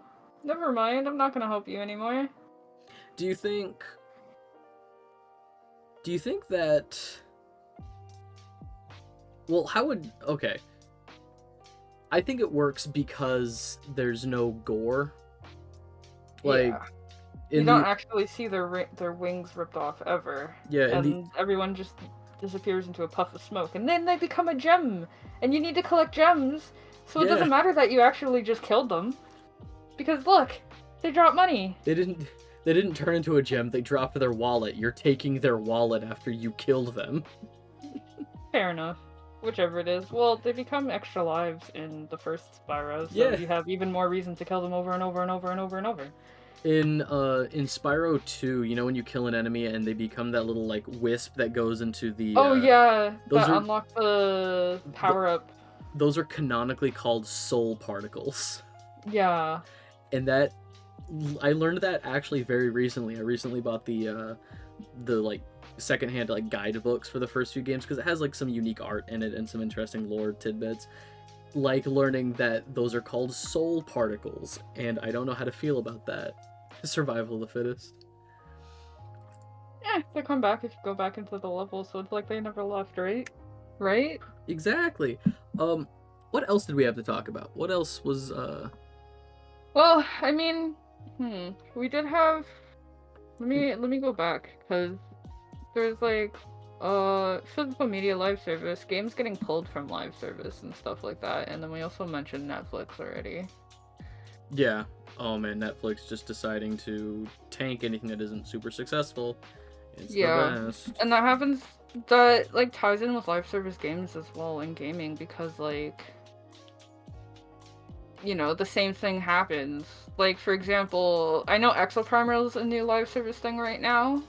Mm-hmm. But I think what was it, Titanfall? There's kind of I don't pay attention to like the AAA what's popular in North America because it's all just the same fucking gun game with a different skin attached. Like North American gaming seems to all be majority of it that isn't indie is all just photorealism and guns and just things I'm not interested in. I would say that is So It's it's like Titanfall, Exoprimal, Call of Duty, Fortnite, I would Assassin's say Creed, Payday. I'm not interested in these kinds of games, so like I don't necessarily know which ones are which, but I know that there's a lot of like kind of like big, really hyped up titles like that that have come and become live service, and then 6 months later they're shut down because not enough people played them, but people still paid $60 for these games, and now they can't play them like 6 months later.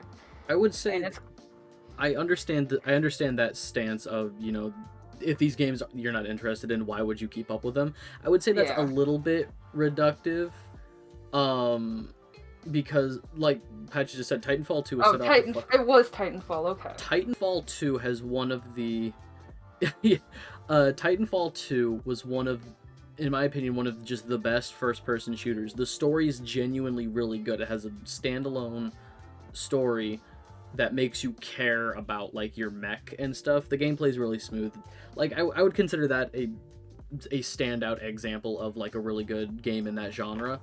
But Mm-hmm. bringing up Titanfall is interesting because I think for a while, even when the servers were turned off, Titanfall 1 was still up on stores to buy and just was not playable. Ah, You could just buy a dead game. You would pay that you would pay like $30 for it, download it and load it, and just get a screen saying this game is like no longer in service. $30. That's like 300 Canadian. Jesus. It is absolutely awful. That is kind of awful. What the heck? I also hate the literally in the middle. Titanfall 2 was released between Battlefield 1 Call of Duty World at War. Yeah. Oh, so that was kind of not really.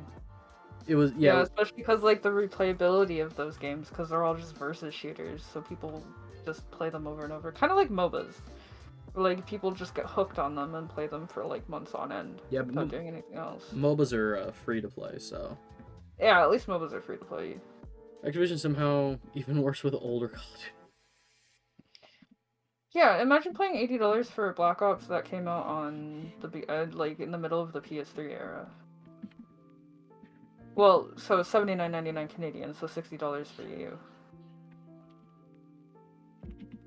Here's the fuck thing: EA knew about it, and EA still just sent it out to die. It's a EA released both. Oh, they did they? they sent their games to compete with one another. Just to get malware from Pay $60 for an 8-year-old game just to. Very true. Oh. Damn. Very true. No, Yeah. Risen could tell you all about MOBAs. He was one of the guys I played Smite with years ago. Oh gosh. I couldn't get in the Smite just because of like how it's third person. Like I can't Yeah. pan. I can't see what's going on with my buddy's team fight over there. Can't. I need to pan. But low res and they're just fucking spaghetti coding. It's incredible. Yeah, But I was very, very Heroes of the Storm, but Heroes of the Storm was originally built to be a lot non-toxic.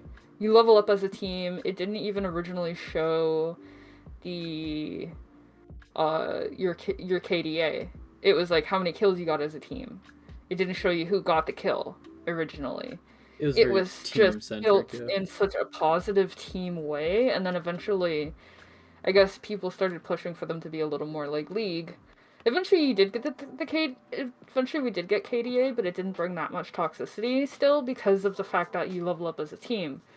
So unless you're actually playing bad, you're intentionally feeding, or you're AFK or leave, you can't really get left behind, especially if you're like a healer, so you're not really getting that XP and that gold, right? You know what I mean? And it was a very, for a MOBA at least, it was a very positive environment, as well as like it was easier to learn how to play melee characters on that game than it is in League, because like the towers never used to target you when you attacked an enemy champion, and it was kind of like just easier to face off against ranged heroes in mid if you were melee or something. I don't know.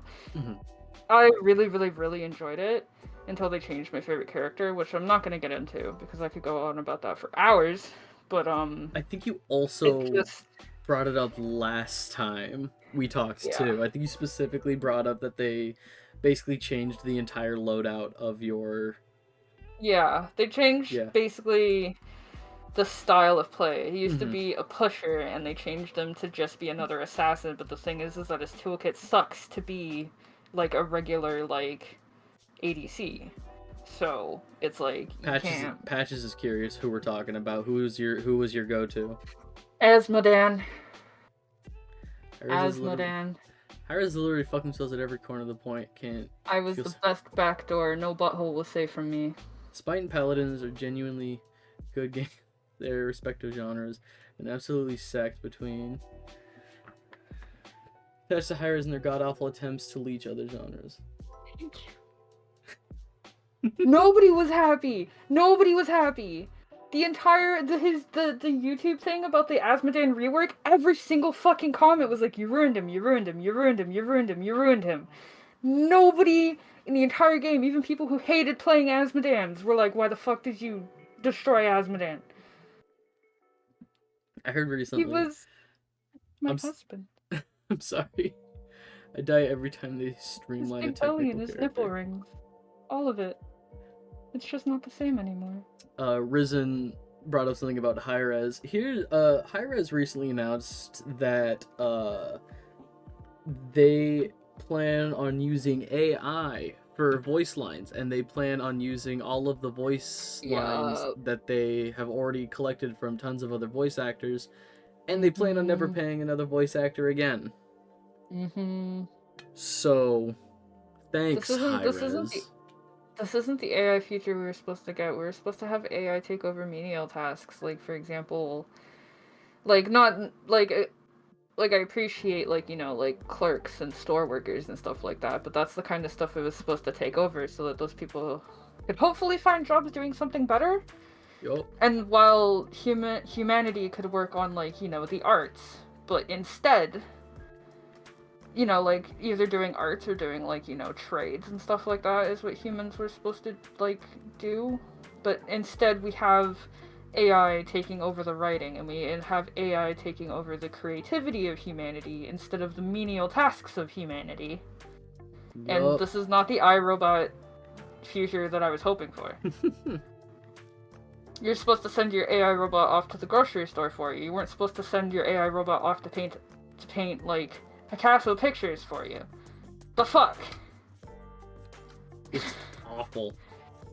What a terrible timeline. Yeah, I don't know. I'm worried that because they've gotten a lot of Hi-Rez has gotten a lot of like. Oh no. Oh yeah. We don't need to go into that. I don't think. We probably shouldn't go into that topic. Probably shouldn't. But Hi-Rez has gotten a lot of flack for announcing that they're going to be using AI, and I'm hoping that the flack that they're getting means that this isn't going to set a precedent. Like other companies aren't going to come back and say they're doing it, so we're going to do it. I mean, Steam won't accept them, and Steam is the best platform to sell your stuff on. I feel like Hi-Rez games you know have what, their that own would be launcher, very, though. very funny, and I wouldn't be surprised, and I would kind of expect it from the Epic Game Store to be like the haven for like AI-born video game shit. Oh my, you're right. It would just be really funny, and it's just like, because Steam is just Steam, and Steam is solid, right? And like Epic's trying to contend with Steam, and like Epic is surviving, which is fine. Whatever, do your thing.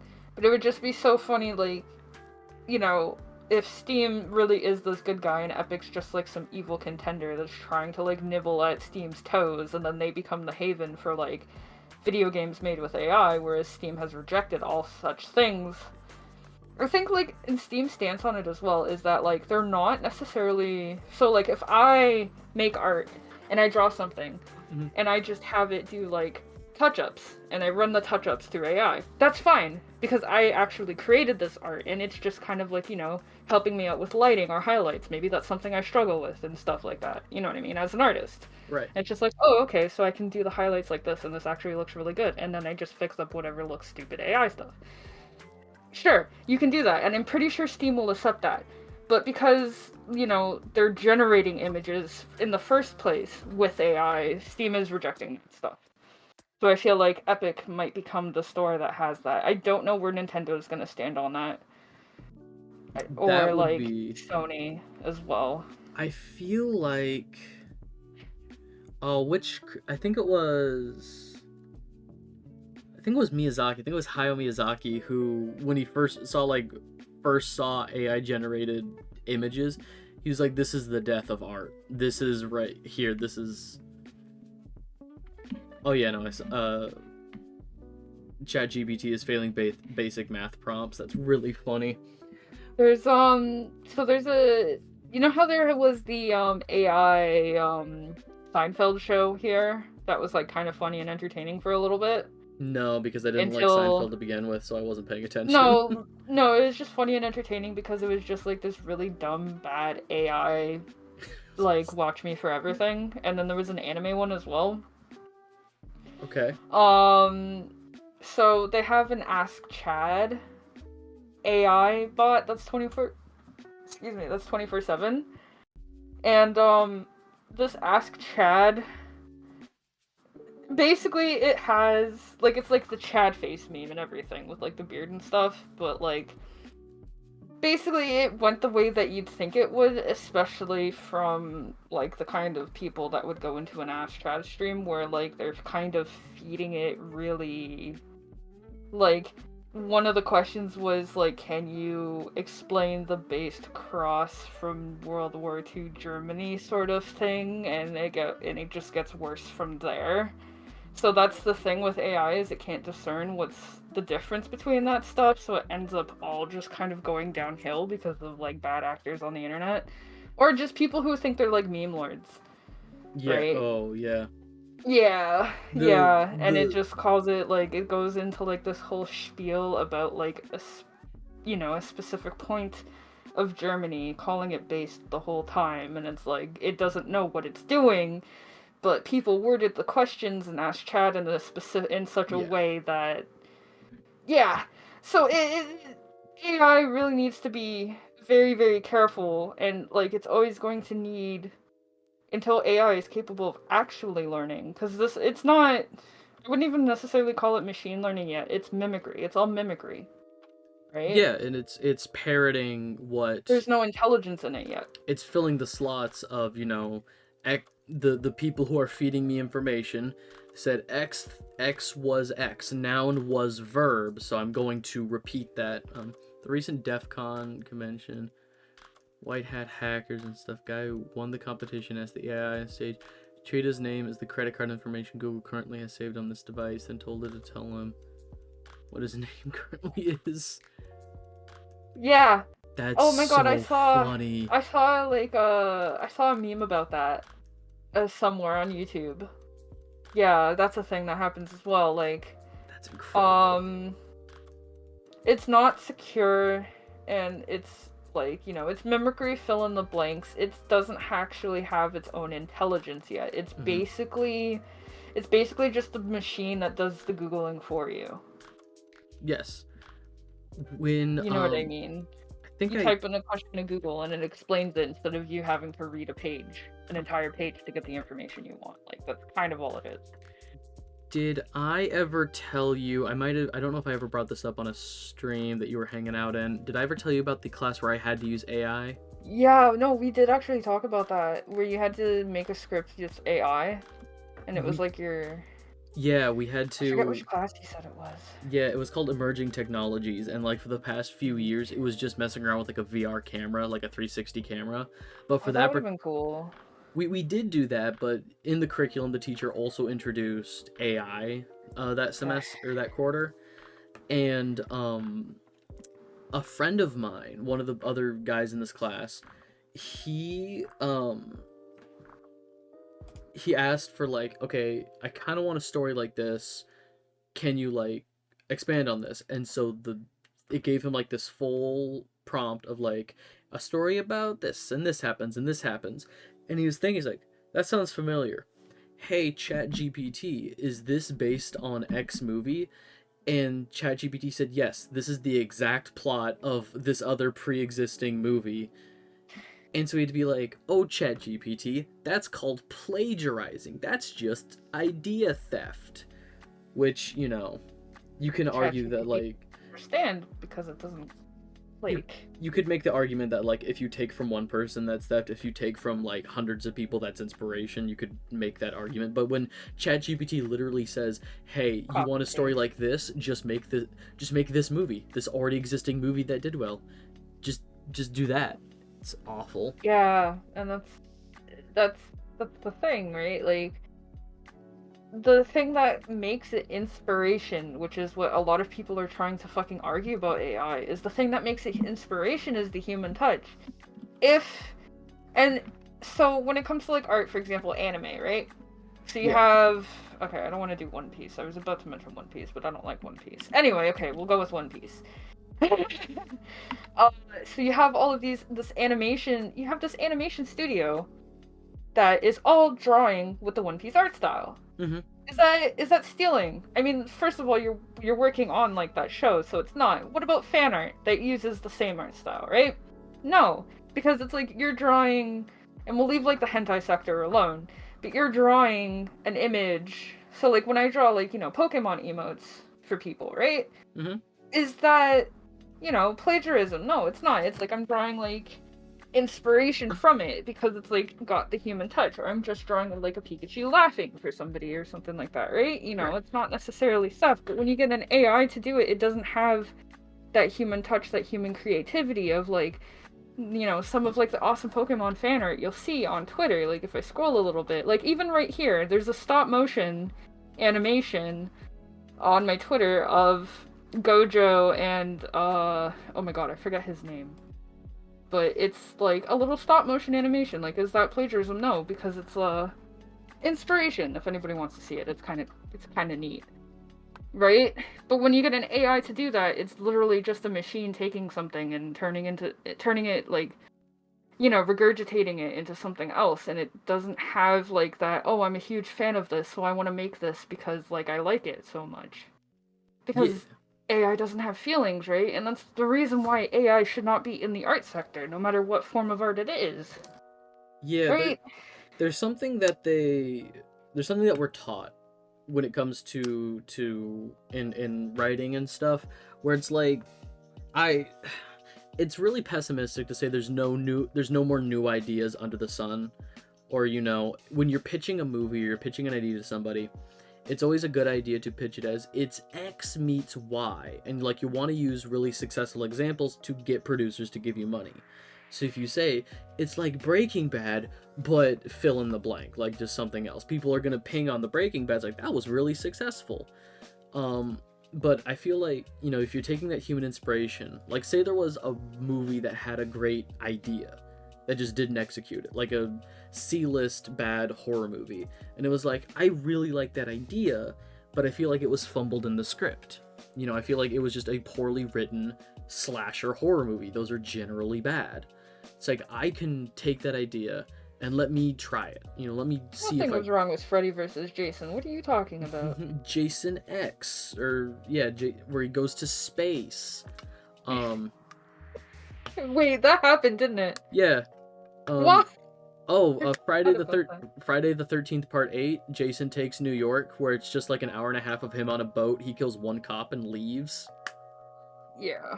Incredible. But like, it's not necessarily, so long as, because like a lot of story comes from the author, so you're gonna write your characters your own way. You're gonna give them like a unique outlook on life. They're gonna react differently. They're gonna talk differently, and the story is thus going to grow organically and play out a different way. But if you have AI doing it, AI strictly looks at successful examples and says, well, if X happens, then Y has to happen because of these Exactly. examples I was fed. I mean, I'm not saying M. Night Shyamalan twists are good, but it's better than the same thing happening over and over and over. It's like, Bleach.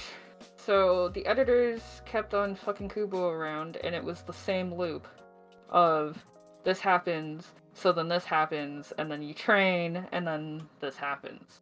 Except, rinse repeat with every new enemy that happened over and over and over. People were getting sick of it. Kubo was getting sick of it, so Kubo quit Bleach for a while. Because he's just like, y'all editors, you know, this arc was successful, so you're making me do that arc over and over and over, just adding a couple new characters every time, right? Mm-hmm. So it was almost like AI, where it's like telling him to do this with his manga and shit like that, or not with his manga, but like the anime and stuff like that. And it's just like, you know what, fuck it, I don't want to do this, right?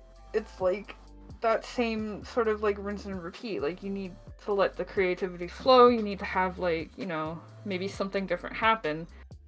Because if it's like, because if you can, if you like, predictable plot isn't necessarily like bad per se, but like at the same time, it's like if there's nothing refreshing, it's just like, you know.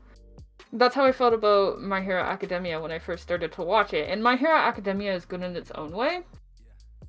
But at the same time, I started watching it, and at first I was just like, I've seen this before. I've watched Naruto, I've watched Bleach, I've watched this shonen anime, I've watched that shonen anime, I know what happens. Mm-hmm. You know, friendship speeches, getting a little stronger, maybe discovering a new power inside of yourself, and then saving your friends. Right? Yeah, And that's it's every single fucking shonen anime, so... But that doesn't necessarily mean that it's bad.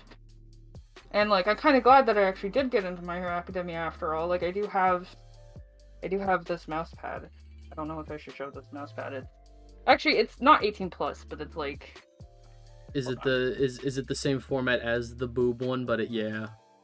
It's a little fucking dirty, because I spilled cloth on it one time, and I tried to clean it off, and it fucking stained, unfortunately. I Rip. clean it, like... I clean it at least once a month, but it's just kind of like... It's like 4 years old now.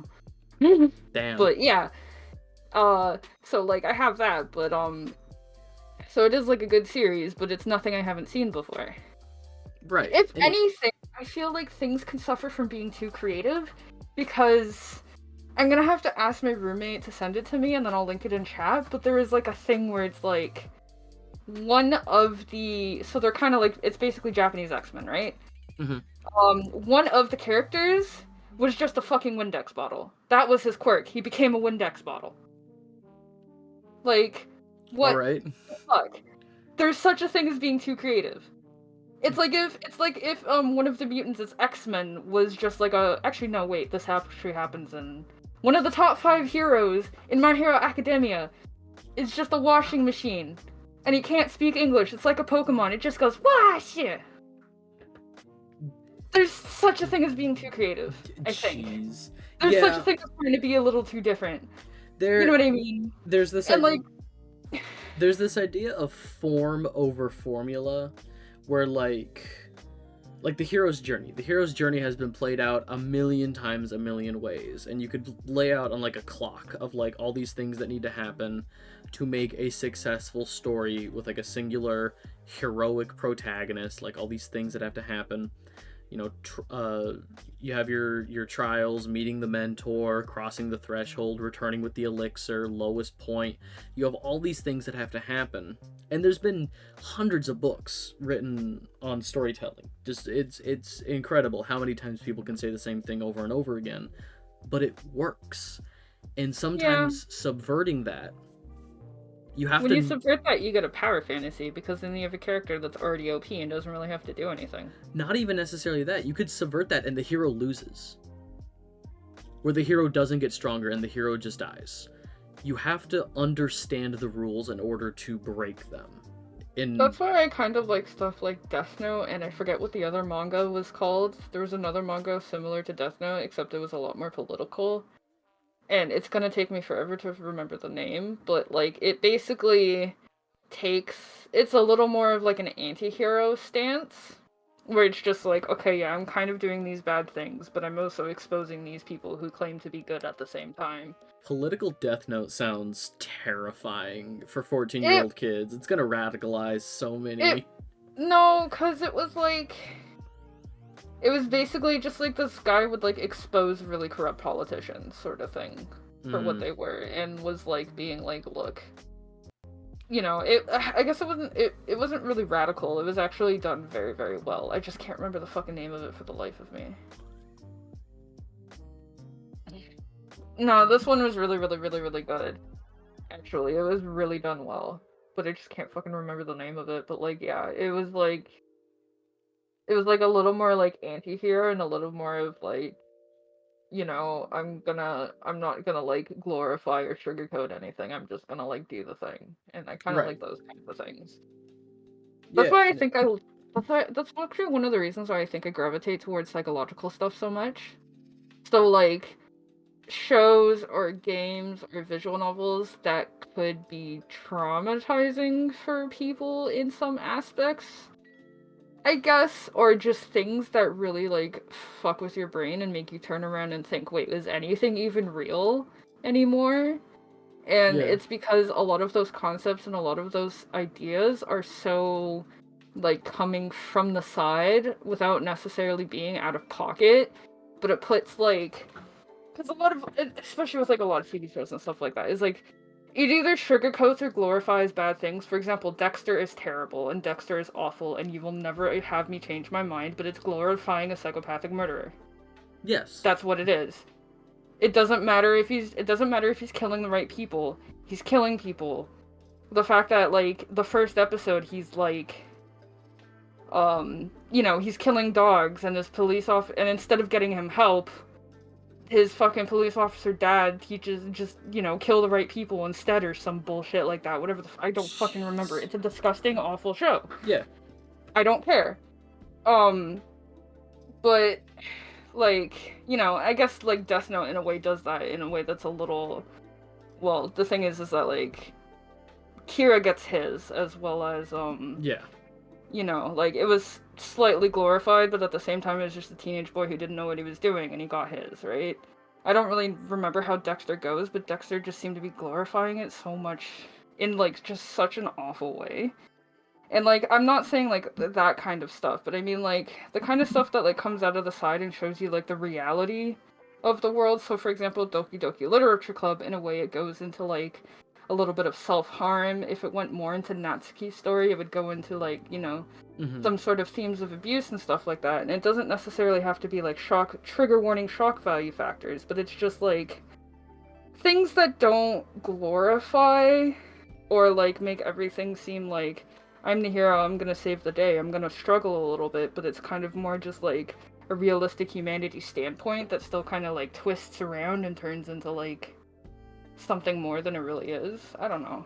I Yeah. don't know if I'm making sense or not, but it's like, Well, I or kind think of like things that like bring out like the realistic underbelly of the world, but at the same time kind of like fucks with your brain a little bit because those are the only things that are like different anymore. I feel like, and again, trying to steer this back into the conversation of video games, talking about like genre subversion. Mm-hmm. Lot. I think within the space of gaming, there's lots of great psychological horror games, but I feel like. could L kill Walt? Could L ever catch Walter White? The Oh no! Oh my God! What? Risen just in chat was like, I literally have never searched about Death Note, but I just got a YouTube. I just got on YouTube and started scrolling, and could L ever catch Walter White just popped up on my main page. Incredible. All right. That's incredible. Yeah. um, but I uh, find the problem with psychological video games in general is because they're always horror. So you can't enjoy a good psychological storyline without having to run away from something and without having jump scares, which is why I just don't bother with horror games. And why I prefer, when it comes to horror, visual novels. Because visual novels aren't really jump scary at all. It's just like it's a story with like, maybe a little bit of gore, maybe with like really mature, like serious themes in them that are just like, the same hunky-dory love story over and over again. I'm reading Chaos Head Noah right now, and that one's kind of like that. It's kind of like delusions and like murder mystery, and it's really cool. But like most Western games, if it's like psychological, it's also jump scares. And it's stupid, and I can't deal with it. Five Nights at Freddy's, even if it was good, even if I had any interest in it, I wouldn't be able to get into it because it's fucking jump scares. You know what I mean? Like, yeah, um, the West yeah, only has like one genre for horror, and it's jump scares. yeah. It's not great. I would. I don't know. Because I want to say it's like, oh well, there's some horror games that I like that don't always do that, but they still Yeah. do it. Like Like, Silent. Dead Space could have been a good video game if the things just walked up to you from in front of you and didn't jump out from the side, from behind you. And if they didn't plan it that way. That stupid baby, I was literally looking. I still think, well, I think that comes from playing within a 3D space of like something is coming at you. You know, if you're turned around. Yeah, no, I know. But, like, I was looking from where it should have came, and then it still came from the other side. And no, no, they did that on purpose. They did that on purpose. There's, Did you do Steins Gate Elite? It felt like the most pretentious little piece of shit. The Somnium Files couldn't catch your attention. I liked I It's the not Somnium Files. it's not really pretentious at all. It's just the way that the characters are, honestly, because they're just fucking nerds. They're just fucking otaku, right? So, like, it seems pretentious, but it's really not. Like, reality, well, reality in a very science adventure way, which isn't very realistic at all because they start time traveling with a microwave. But, uh, like, reality kind of ends up slapping Okabe in the face, and he, like, does everything he can and sacrifices himself to make things right again. So, I would say it starts off pretentious, but, like, it's not. The science adventure series is very, very good. But, like, they kind of do that at the beginning. Like, Chaos Head is the first entry in the science adventure series, and, like, I think I like the fact that, like, the protagonist that you play as is not likable at all. Instead of just having, like, this regular guy who's just always, all the girls always like, and stuff like that. It's just like, no, he's a piece of shit. He knows he's a piece of shit. He has all of these piece of shit delusions, and thinks awful things. And he's just like, a NEET who's like unlikable and stuff like that. And it's like, you need stuff that's like different, because it's always about being likable. It's always about being glorified, and it's always about being fancy and flashy. You know what I mean? If you liked Danganronpa, I would I liked the Somnium Files, but that's just me. I was fucking amazing. I would recommend the Nonary games if you liked Danganronpa. I don't know why, but in my brain those are Oh, like Zero Escape. yeah. I would recommend those. Yeah, those are really good. They're just not as cartoony with it. Yeah, they're not as cartoony, but it's still that's a good example of like psychological without being jump scares. Yeah. It's more like, how well can you math? Well, you only have 30 seconds to do it, or you're gonna drown. I hate being put on a time. Have you ever had to like do Sudoku because your life depends? Learn how to play Sudoku because your life depends on it? Well, now you do. I already play Sudoku every day on my own because I'm secretly like 100 years old, so it's fine. I can't. I can't. I wasn't able to wrap my head around it when I was younger, and I don't want to bother now. I love Sudoku. But yeah, genre subversion within gaming, I feel, is really prominent. I think you brought this up earlier in the indie scene, where like my issue is that so many games nowadays it's this genre plus roguelite, We're gonna take, like, I mentioned earlier, I've been playing Cult of the Lamb, and it's like, oh, this is like Stardew Valley or Animal Crossing plus roguelike. It's like you're gonna take care of this village, you're gonna talk to your people, you're gonna build up these, you're gonna farm. Yeah, but the thing is like this theme they did very well, right? I wouldn't even say it's like, it's basically, I wouldn't even say it's necessarily like Animal Crossing or Stardew Valley at all, right? Like, because of the style of how your home hub works between adventures, like, it appears like that. But if you compare, you'll have more similarities if you compare it to Moonlighter, which is like, it's basically got the same thing where you've got like 4 sections that you can unlock, then you go dungeon crawling in them. Yeah. In like a very similar combat style, except when you go back, you're kind of trying to revitalize the town, and you have like a shop that you manage, and you sell people stuff, and you use that money to try and like, bring this town that used to be like a trade center and a hub, like, back to life, right? So it's more just like, how does your homeworld work, right? Whereas like Hades seems to be a little more similar to Necrodancer, even though they're completely different styles, because Hades, as far as I understand, you can't bring anything with you when you start a run, right? For the most part. You have a weapon that like you start off with like one weapon type and you can unlock up to 6 different weapons. So you pick one of those, and then you also have a relic that you can bring with you. Some of them are like you get an Yeah. extra life if you die, or you deal bonus damage when attacking enemies from behind, like something like that. Oh yeah, something. So it's something like a little minimal. Like so, Necrodancer doesn't let you bring anything, but it does have this one shop where if you get diamonds, which you can only get in specific types of runs, you can bring one item with you, and it's a choice of 3 different items, and it cycles through every single unlockable item in the game, whether it be like a healing item, which is just cheese, so you eat it and you gain hearts, whether it be like a weapon, a piece of armor, like the shoes that you wear, or something like that, and you get to choose like one of those basically. And for majority of like the more difficult runs, you can't bring anything at all. Right. But I would still say they're like a little more similar in the sense it's not like you don't build up too much at home. You just kind of you unlock the ability to find stuff in the dungeons, right? So it's like anything it's like really depends on like I suppose like the style of roguelike itself. And then the other elements come after, I would say. Yeah, Depending on what people are trying to do with it though. it doesn't help that I'm not a huge fan of the genre to begin with. Oh, yeah, that's fair. Like I played Binding of Isaac. It was one of the first games I got when I got my Switch. I have Binding of Isaac's too gross for me. I I like the psychological themes, but just it's too yeah, you know what I mean? Like I don't yeah. like the art and like I don't like the style of it. I am also bad at Bullet Hell. I thought it was fine.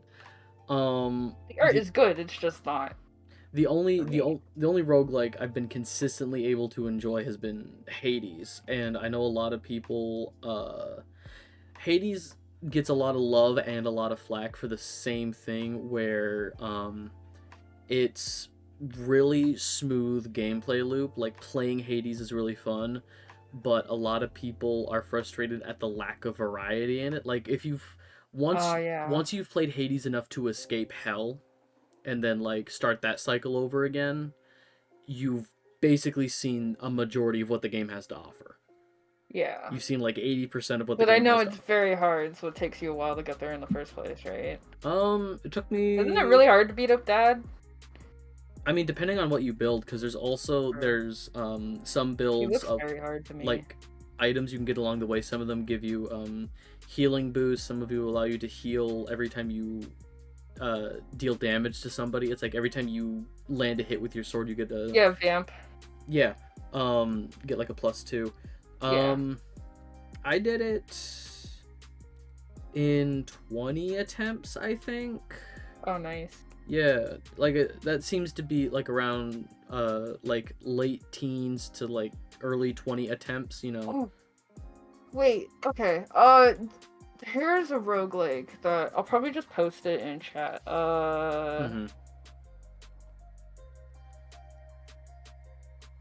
But at the same time, What was it? Who is it not? Oh no, it's just Phantom Abyss. Hold on. Phantom Abyss. Phantom Oh of my it. god. Can I type? I can't type.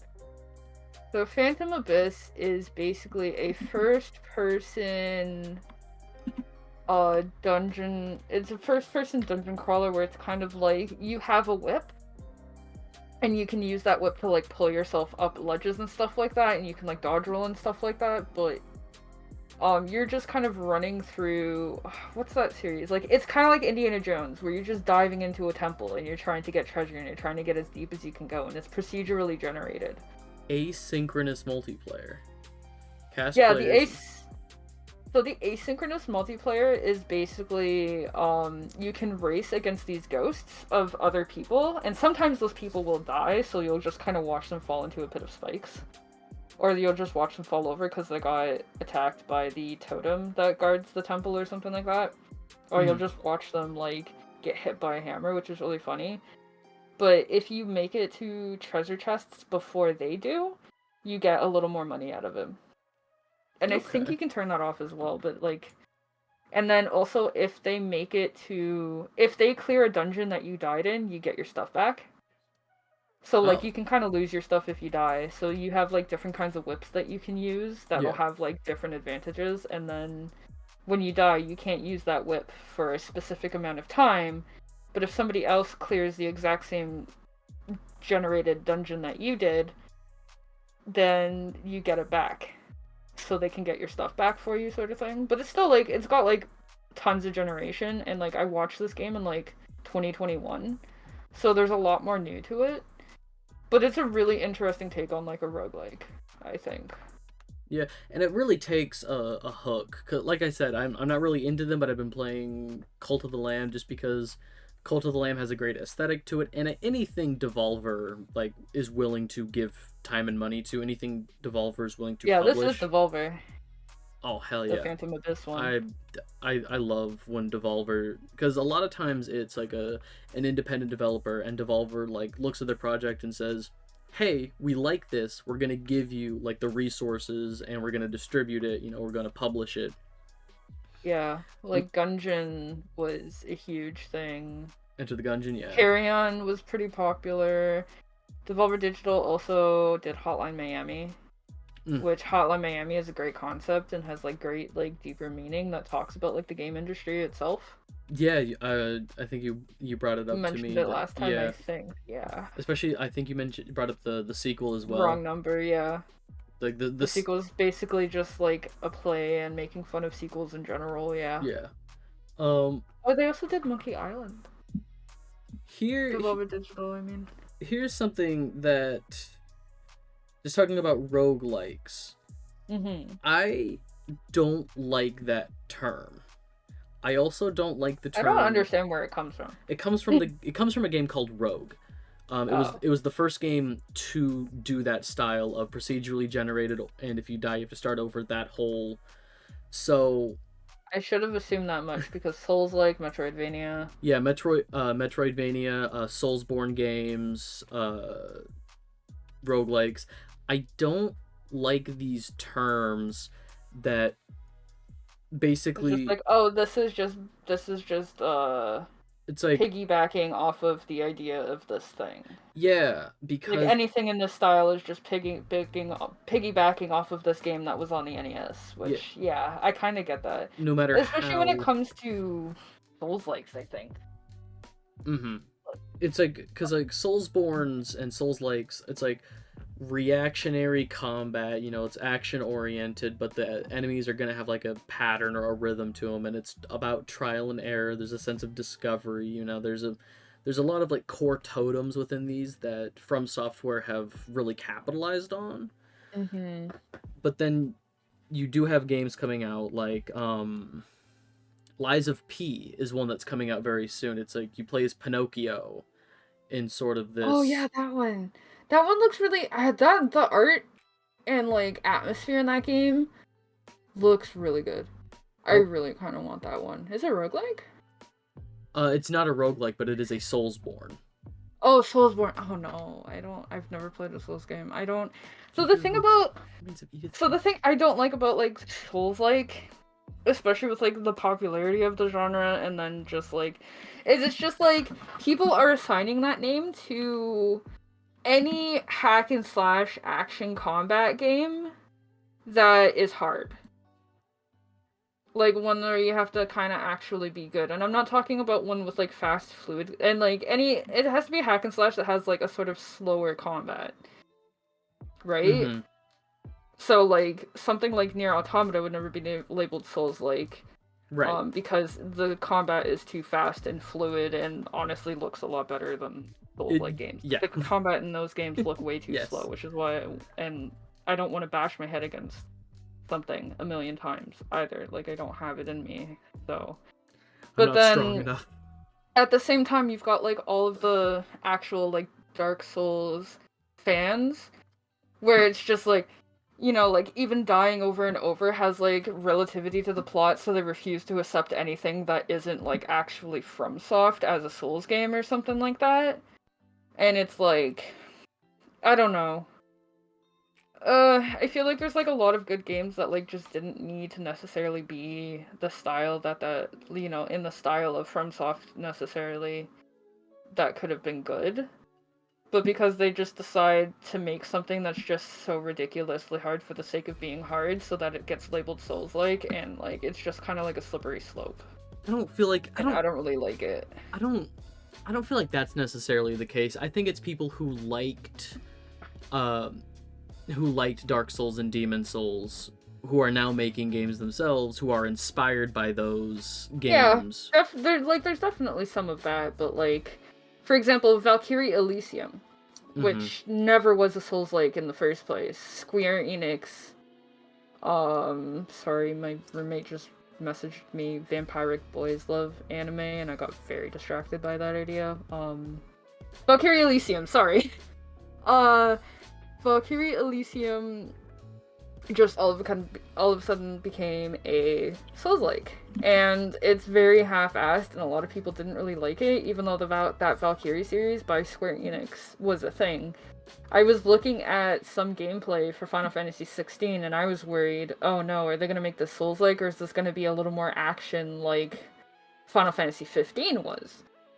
Because I like action combat, but I don't necessarily want something to be so hard, like, you know, the Millennia fight in Elden Ring. I don't want to have to. I don't want to do, like. I want good fights that have good difficulty to them, but I don't necessarily want to bash my head against the wall 600 times over the course of, like, 8 to 12 streams until I finally get something, because it's just like, I want to be able to progress, but I don't. You know what I mean? Yeah. Yeah, It no. feels a little bit like a gatekept genre in that way too, because it's just like, oh, you just don't like hard games. It's just like, no, I Skill issue. just yeah. Yeah, Then you get like that whole skill issue toxicity and stuff like that, and it's like, I don't necessarily like some of the culture around Souls like. that's You know fair. what I mean?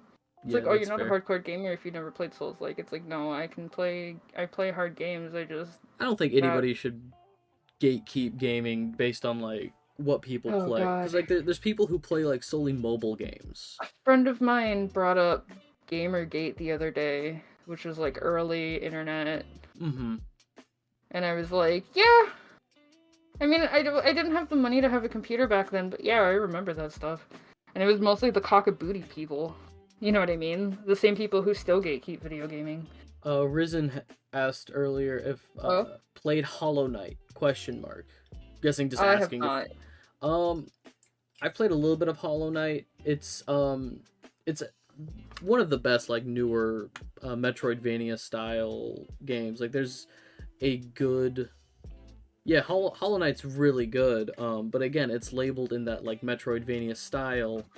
So Yeah. like instead of I feel like even when you have a game like as great as Hollow Knight, you know, that is a very good game. It does everything that it's trying to accomplish very well. Mm-hmm. It's still by calling it a Metroidvania and just the fact that It's that is taking away. just by the fact that that is the vernacular, we're still saying like, "Oh, Hollow Knight, this game from, you know, 20 was it 2016, 2017ish, mid to late 2010s." By pointing at it and saying like, "Oh, great Metroidvania game." We are now saying that like Metroid and Castlevania, like just base games, these are also as good as Hollow Knight. And I would say that like what I've played of Hollow Knight I enjoyed more than most Castlevania games I've played. You know, like Mm-hmm. the genre, that style of game has come such a long way. Same time, they haven't done anything with Castlevania itself. Like that's kind of. I think they did something recently, and they also have Iga, who worked on some of them, who did the Bloodstained series. Yeah. But as far as I know, the most recent Castlevania thing that they've done was just an addition to Dead Cells.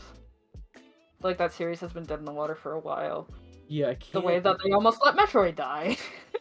Yeah, but then we They got did fucking Dread finally. yeah Metroid You know what I Dread, and mean? I heard Dread was really good. I haven't gotten around to playing it, but Yeah. I wouldn't really play a Metroid game though, because it's like I'm not into that sci-fi style. that's fair. I But would choose Castlevania over Metroid because it's high fantasy versus high sci-fi. I But I like both. I feel like, Um, yeah, even if something's inspired by the style, it kind of takes away from the uniqueness of that game when it's just like, oh, it's just this, like I would right? even though I'm not a fan of roguelike, I would say every roguelike from like 2015 onwards. When did Rogue come out? When did the original Rogue? I had never heard of it, so calling something roguelike is just like, oh, it's This procedurally generated and you lose all your shit when you die. And that's all initial roguelike means to me. initial release date 1980. What? I would say that I never. What? I would say every Nobody game, heard of it though. every Okay, maybe roguelike that has before come I out heard of it. since Rogue has the original Rogue like that got popular. Yeah, I would say Binding of Isaac is definitely the game that capitalized on that idea. But we Yeah. don't call things Isaac likes, we call them rogue likes.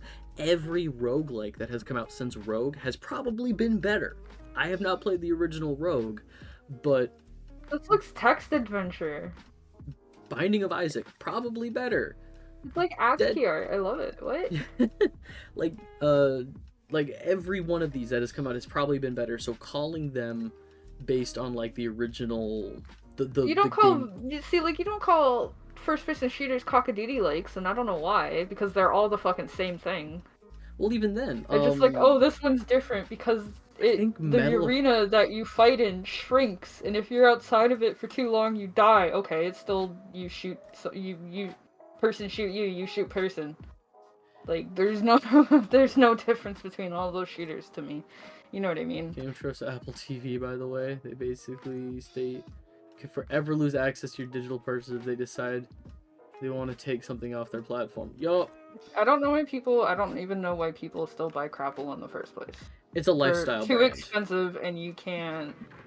The only people who buy Crapple are just people who want to be like, oh well, I have Apple products, so I'm exactly. better. Like, It's a lifestyle brand. They never market their stuff as being like the new iPhone does this thing well. It's literally like, it's just a new iPhone. We have you have to buy it. The new iPhone and the new AirPods and the new MacBook. No, and the reason they do that is because the reason they do that is because they eventually.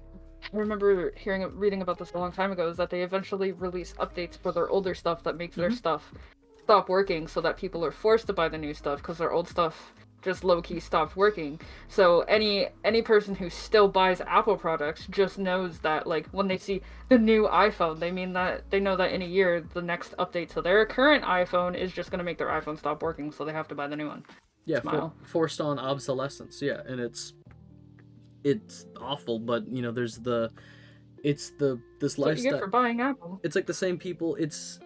They're trying to sell brand loyalty, not products. They're trying to be like, it's like if you buy Apple, if you buy all of the rainbow of Apple products, everything will be synced together and it'll be like this incredible. Yeah, but the same thing happens with Google. Yeah. And I can put whatever I want inside of my computer.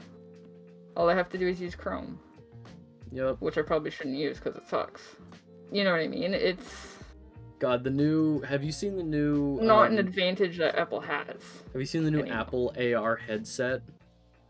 Oh no. AR headset, not VR? AR headset. So it's... Just AR? You put it on your head and it displays, you can change the size of it, but it's like this big display. In your peripheral, you can still see like your living room or whatever.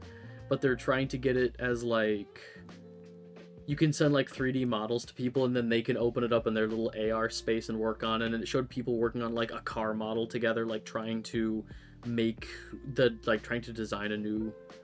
The Apple AR headset is fucking... Yeah, no, like again, part of my emerging technologies class, sometimes the professor just didn't have a curriculum and was like, today we're going to watch the new Apple showcase. And it was just like a 3-hour-long class of watching Apple shill crap. It's one of the guys in our class, he was like, I can't wait to just put that on and drive. I'm watching the movie Drive while driving. Like, he's talking about wearing the AR headset all the time. Saying all FPS games play the same is like saying all JRPGs are the same. The very core components may be the same, but which direction those games take are different. The objective to shoot people might be the same, but how you do it feels vastly different.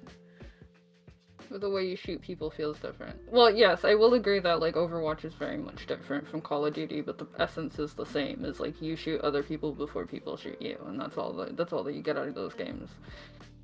In my honest opinion. But I mean, And I like, played a lot of Overwatch. I see I the. like Borderlands I love because it's not Borderlands. PvP. I love Borderlands, but I mean, like, all of these I hate games, PvP shooters.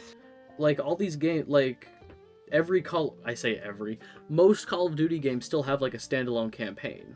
Like, there's still offline modes for lots of Call of Duty games. Yeah, but I don't care about like glorifying war Exactly. much.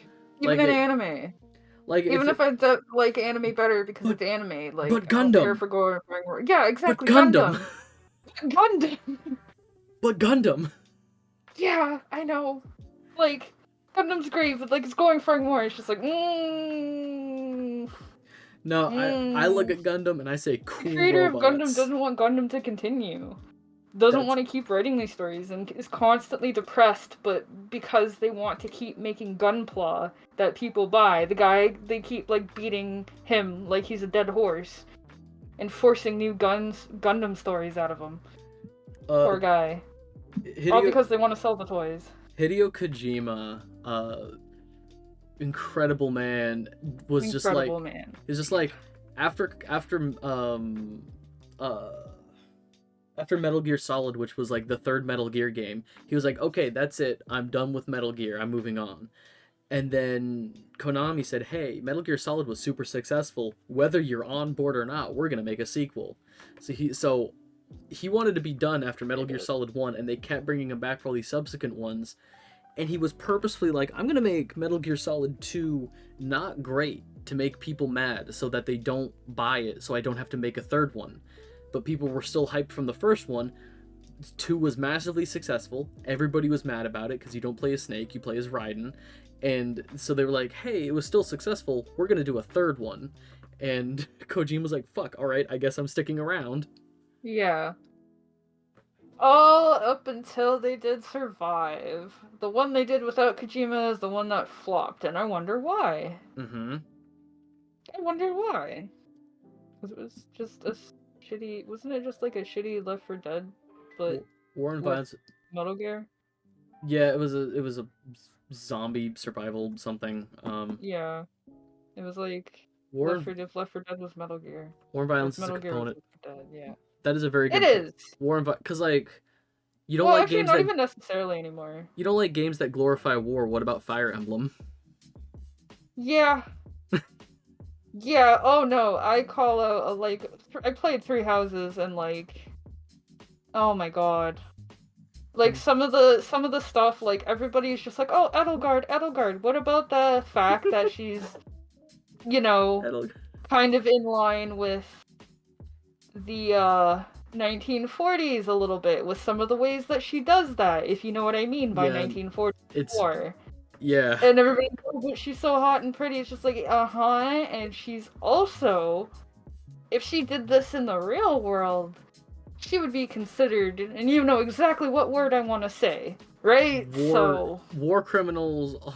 For that, it's more the strategy gameplay that I'm into, and like shipping the characters together. I love shipping the characters together. But like, the thing about Fire Emblem is all the Fire Emblem games. It's like, it's not just about war. We are going to enlist children onto the front line. It's a fucking incredible time. But I mean, like, games like Call of Duty, you know, either or. Yeah. Yeah. Even Spyro with the genocide, right? Yeah, Spyro. And again, I think But I mean, like, you even have, like, you have games that are just trying to tell stories, which I think is, like, really interesting. Like, even, like, some JRPG things, it's more just, like, you know, monsters, or, like, you have, like, Core Keeper, where you're just kind of, like, exploring a cave. You have... Yeah, if you don't you know, all of the Harvest Moon likes, and I refuse to say Stardew like, because Stardew was literally inspired by Harvest Moon. And Fuck out of here. That's what I'm talking about. Like, calling You know what a genre based on a game, just call them farming sims. And there's so many farming sims coming out. But Yeah. like if you There's had even so oh my god, wait. Sorry to interrupt, but like those mobile game ads where it's like the traffic jam one, or it's just like the towers with the numbers and you have to bring your person to the one that has the number that's just a little bit yes, lower and build yourself up. So, there is a game that actually takes all of these fake mobile game ads and puts them into a video game. makes So, them like, the ones real. where you have to pull the pins to try and, like, kill the enemy and then get the treasure. The traffic jam ones, it's by the same people who did Katamari. And it's like, yeah, you want those games, right? So here you go. Now let's see you clear them. Because it's just like, is your IQ 100? Can you clear this puzzle? And it's the Yeah, stupidest puzzle ever. And it's amazing that they're just like, here you go. And it's really cheap too.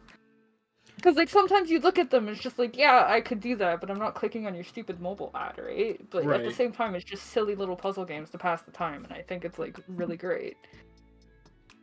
It's like, I don't know. I think it was really funny that they actually like put them all together in like a thing like that. That's way too long. They probably should, like, just save the other half for a sequel.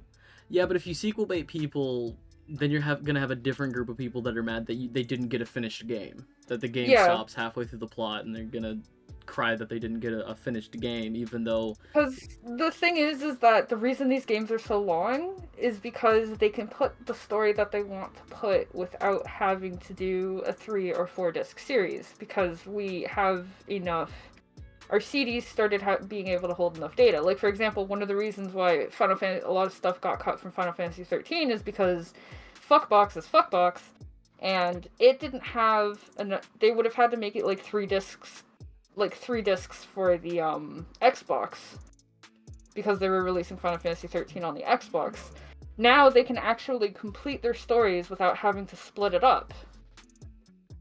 Yeah, you can't make everyone happy, and like, sure, RPGs are long, but you can always come back to it later, right? And that's why like a lot of RPGs has started having like a little bit of like the like those notes or something in the menu where you just kind of have like a little bit of like a recap of what you were doing.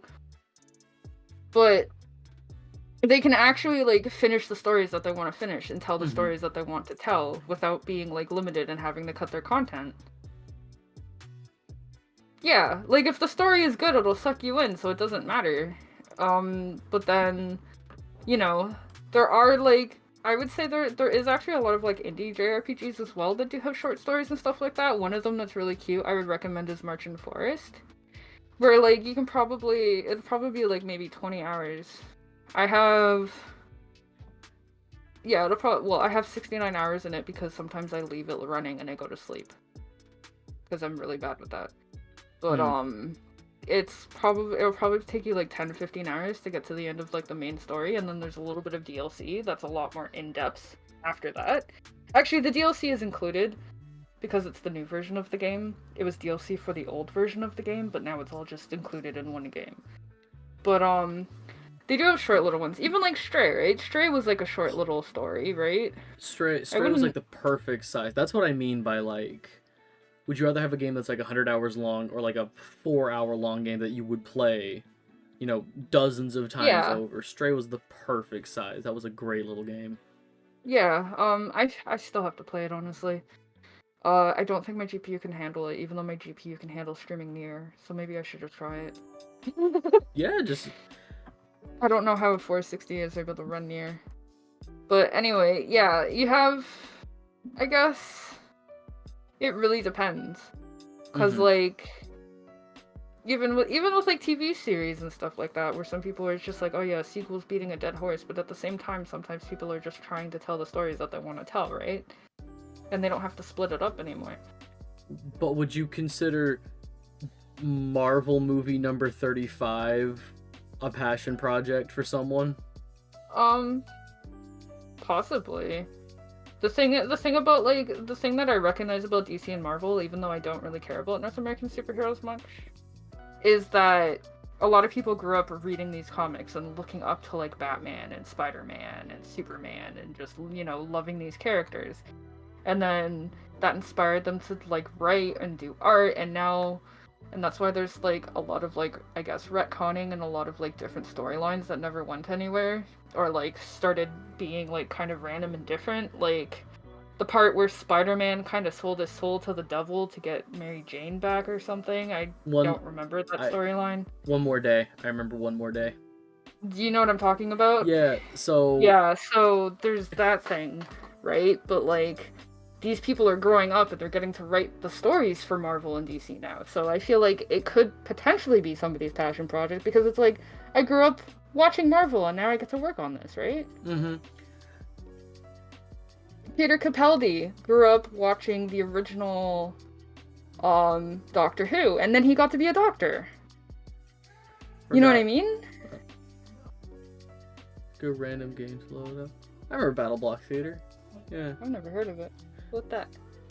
Uh, I'm gonna look at it.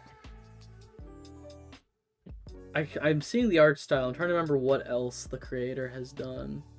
It's It's a $17. it's a fun multiplayer game. I liked it. I think I got it free on Xbox 360 years ago. I think that was something that Risen and I played This looks together kind of cute. on This looks 360. dumb. I love it. Yeah, I know it's a lot of fun. Yeah. Yeah, fun quirky multiplayer. Yeah, we did. I think that's the thing. And like you have stuff like WarioWare as well. Like not like a lot of games are mostly based on like, you know, combat. But then you have Mario Party, WarioWare. Yeah, you want those games. Even Stray, where it's not necessarily combat, it's more just like trying to get home Yes, to just a cat trying to that's jump from place to place, that's what I right? was You know gonna what I say. mean? I had something I was gonna say earlier and I completely forgot. I'm sorry. Go Sorry. on. But like it depends on the way you want to tell your story. Sometimes Mhm. it's more just like, you know, like even in ancient times, humanity had to combat animals to survive and stuff like that. So if it just happens to be a fantasy world with monsters that will pretty much kill most humanoid creatures that it comes in contact with, then you just, rather than fighting a war, you're just fighting for survival. So if you're exploring a fantasy world trying to find something and you have to fight monsters, it's not necessarily war. It's still combat.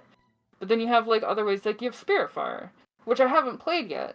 But it's more just about ferrying people across the dead, right? Mhm. The less you look at what, you know, might be the main cookie cutter sphere, the more you'll find things that don't actually fit into what everyone thinks it is, which is why even if it's not necessarily anime or weeb shit, I don't necessarily like looking at AAA stuff a lot because AAA stuff in the West is usually, yeah, your war or your guns or your like, you know, all your photorealistic stuff. Like Right. a good example of something that's actually kind of different, even though I don't really know the story, is Uncharted. Yeah. It's exploration. It's not necessarily about war. I don't know if it goes into details of war and stuff like that, but like that's something that like looks cool that they did something different with, right? Which is why I like the fact that people are trying to branch out.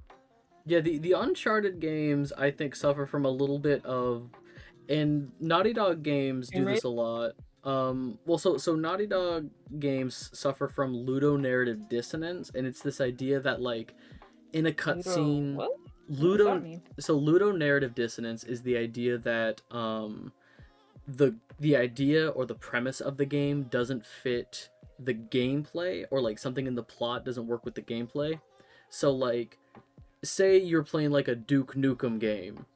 You have big, strong jawed American man load up gun and say, let's kill some fucking aliens, and then it turns into Tetris. That is Ludo narrative dissonance. um Yeah, I love games. So sometimes you have games that does that, but like it's also kind of like a little bit of part of the plot. Oh no, wait, are you so like any Resident Evil series, any Resident Evil game, where there's just like those stupid puzzles in the middle of like this fucking, you know, you're fighting off zombies and now you just have to solve a fucking puzzle because why not? That seems stupid to me. Like if you're in the middle of a town and you're in like the giant mayor's mansion and you have to solve puzzles to get from one room to another, who the fuck is living there? no, I wouldn't say that's quite. I see What your you I see mean? your point. Yeah. It would be like if Chris Redfield said, "Let's kill these zombies," and then you're driving, and then you're playing a NASCAR game. Like Oh. that, like that would be. And the what I mean by ludonarrative So dissonance like when for you're playing Candy Crush and it's breaking the clothes off of characters. kind of, yeah. Yeah, if you're So playing Honey your Pop Honey or Pop, yeah. Uh so so what I Candy mean Crush is making people naked. Yes, exactly. before anybody who is like watching the VOD or something comes after me, what I mean by ludonarrative dissonance in the Uncharted games and some other Naughty Dog games is when you'll have a character in a cutscene who's like confronting the bad guy and it says, "We can't kill them or we'll be just like them." But the whole premise of the game is you shooting down generic soldiers to get to the thing. And it's like, well, what's one more? You killed dozens of people, dozens of generic soldiers to get here, and then you have a gun trained on a named character. The only difference is that this character now has a name. It's just like, we Hmm. can't kill them, we'll be just like them. So like you take Wait, you the kill people in Uncharted? yeah, it's tons of gunplay. Oh. Tons of cover fire gunplay, like I would equate it to like Gears of War. Oh. I thought Uncharted was kind of different, but I guess it's not. I mean, it's I would say it's different enough. Like the story is genuinely good. Like the story, I think I would say Uncharted 2 is Yeah, my probably one of my. roommate loves the series, but I don't really know much about it. I thought they were more like Tomb Raiders. I Well, guess they are, right? yeah, I Think would say it's they're definitely like Tomb Raider, technically and even then, Tomb Raider has like gunfire and Triangle stuff. Tits Tomb Raider. Yeah, but yeah, like you still have like for Tomb Raider, it's a lot of like, oh, you're firing at wild animals, or in the newer Tomb Raider, like the newer Tomb Raider trilogy, you are firing at like soldiers for hire and stuff. But it's a majority. Like the plot of the game is, I need, we're diving into like these temples, into these ruins. You're You, trying to get these ancient relics that have these magical powers and take them away from evil people, right?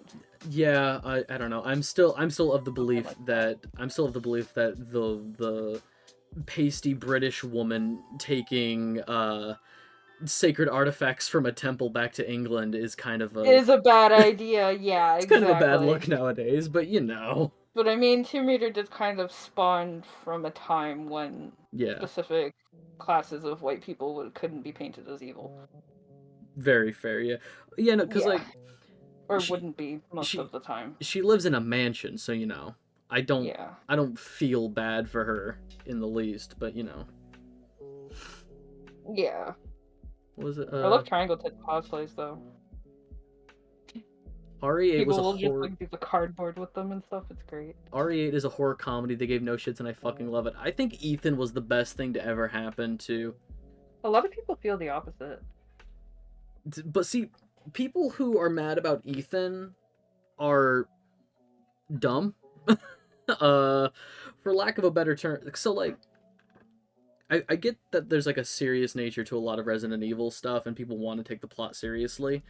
But Resident Evil has shot themselves in the foot so many times with dumb moments, like Chris Redfield punching the boulder in like Resident Evil 6, 5 or 6. I don't care anymore.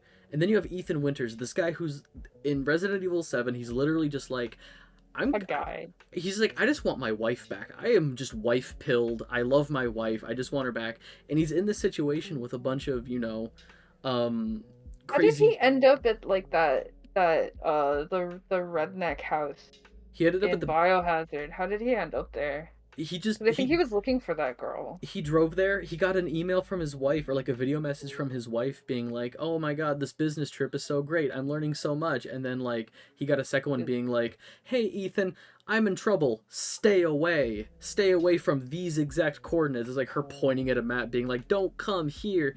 And then he's just like, "I miss my wife. I'm going to get my wife." So he just drove there. He Yeah, just he just did a Taken thing, except she was already dead, and he had to fight off zombies instead of people he who kidnapped his daughter. he has the dumbest one-liners. He's just a guy. He's not an action hero. But he Yeah. like there was one moment in Resident Evil 8 where like he breaks off an arm or something was grabbing him and like he destroys it and he just stands up and he's just like hands off and then he just like reloads his gun and runs away. He's the dumbest motherfucker and I love him so dearly. He seems great. Like, Ethan I isn't. watched a whole playthrough of Biohazard. I don't really remember the story, though, because I wasn't paying too much attention, because I thought it would scare me. And it turns out the only thing that scared me, really, about it, other than, like, how creepy some of the stuff looked, which didn't scare me, was the beginning, when you're swimming through the water to get into the house, and the skull floats up, and it That does the jump scare music. The yeah. dun, and I was just like, ah! I would say because like I don't do horror games. I don't do horror movies. I just don't deal with them well. But like Resident Evil 7 and 8 is like right on the precipice. That's like right at the edge of what I can enjoy. And like I ran through Resident Evil 8 so many times when it came out. Like the Did you gameplay is such a buy smooth spotter loop. mod so you could slap her on the booty? No, I did not play with any mods, but like there was like a speed run trophy where it's like beat the game in under like 4 hours, and it's like I can do that. Let's fucking go. Oh, I Um, love games that have like speedrun. Let me see. Hold on. This is. Should we hold this? um, nah, it's fine. Should I allow it then? I Oh got it. yeah, you got Yeah, it. I got Okay. it. No. 3 floors by a nearly 10-foot tall pale woman gets up and says, "Try your best, bitch." Yeah, like he should be, and the plot explains. I don't. I would. It's new enough. Like Resident Evil 8, I would say is still kind of new enough. I don't want to spoil anything for people because it's a great game. I would highly recommend playing at least 8. And but like the plot explains why he's able to survive all this shit. But like there's a point in 7 where he gets like his hand cut off and he picks it up and he's just like, this sucks. Anyway, he puts his own hand in his pocket and just keeps running around. Wait, how did he get his hand back for the second game though? For the next game he was in? What? Magic medical spray. Like there's just like a tss, tss, tss, tss, and he just like sticks Oh his yeah, hand. that spray. I remember the So person who I was dumb. watching stream that. It was like I think it was he was doing like a horror stream for the 24th of December. And like he just kept accidentally hitting the heal button and wasting his heals because it was like one of the bumpers or something I like do that that. too, and I And it fucking was hate so it. funny. I do it too, and I fucking hate it. Oh my god. Yeah, no, like, I can't take Resident Evil. I guess the first couple. Like, the first 3, I could take seriously. He's like a 50-foot mutant behemoth Resident fish. Evil 4 is kind of. I'm on the fence because I've seen the original Resident Evil 4 being played by someone, so I've seen a lot of that, and I've also seen a lot of like the remake being played. I remember because I bought it for a streamer friend of mine so that he could play it, so I watched him play a lot of it, and it's like it seems to be like good and serious, but at the same time it's like how is this castle in the middle of nowhere and there's no like actual people who know that this castle is here? Or I guess they kill all the people who have approached the castle, but then, you know, you'd think that it's in Spain, right? I think. You think that the Spanish authorities would be like, Yes. people are disappearing when they go near this area.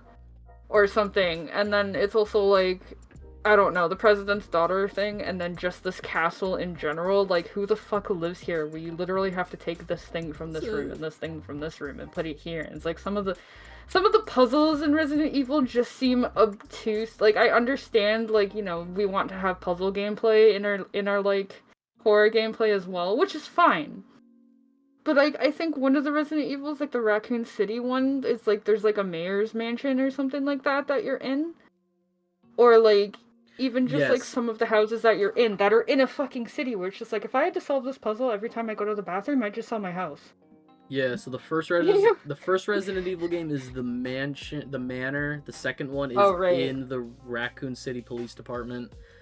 But I don't know, like Yeah, but like who built this mansion so that you have to literally push the statue to get into this room? you're And it's like the entire second half of the mansion. you're definitely You know what I right. mean? Like the key like when the I key think to like that's silly, and that's what I mean by like the dissonance that you were talking about. Like Yeah. that's a little silly. like the key to unlock this door to get to the pantry in Resident Evil 8 is like you have to play some bad notes on a piano and the key pops out of the piano, or like You're gonna starve to death. the light puzzles where it's like, hey, to act, you know, the door to the den we locked from the other side. The only way to get to it is to squeeze through this crack in the wall. The only way to open up the wall is to position this weird obtuse like amorphous structure so that the shadow forms like a bird on the wall.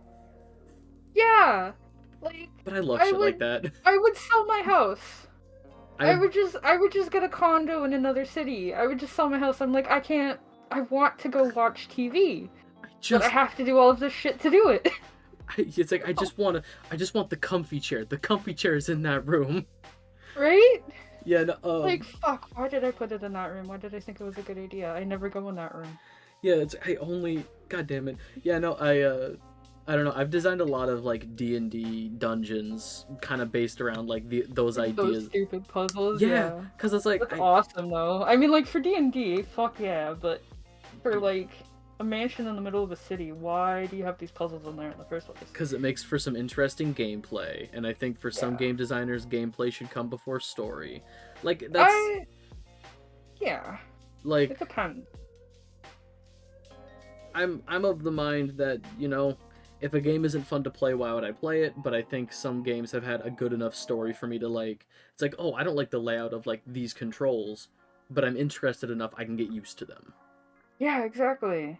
The Like, at Beneviento. first I didn't really like the dodge the layout for Nier Automata, but I Mm-hmm. got used to it enough. Yeah. Mostly because I think it was like I think it's shoot and then dodge, and then I always felt like I was letting go of shoot to dodge when I wanted to keep shooting to dodge, so I would have remapped it so that I could have done that, but I'm just used to it by now anyway, and the Right. gameplay, the rest of the combat's good enough that it's just like it doesn't matter.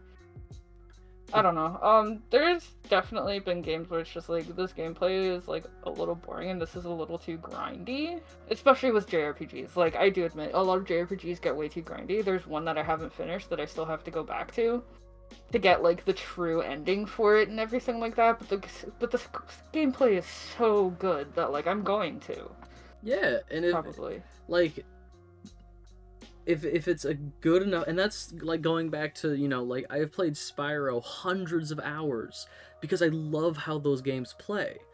You know, I just think the gameplay, I love collectathon platformers. You know, I'll keep playing, you know, Sly, Ratchet and Clank, Jack and Daxter, I guess. I'll keep playing these games till like the sun burns out, till the day I drop dead, because the gameplay is just so like smooth. Resident Evil 8, probably my favorite horror game.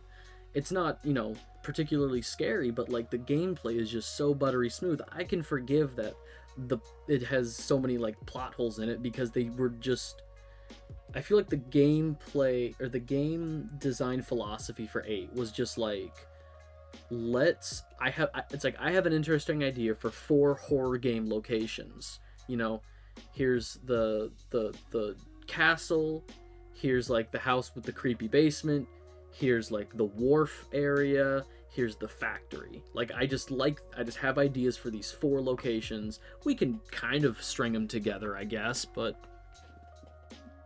Yeah, that can kind of tie back into what you were saying about the first Spyro the other day.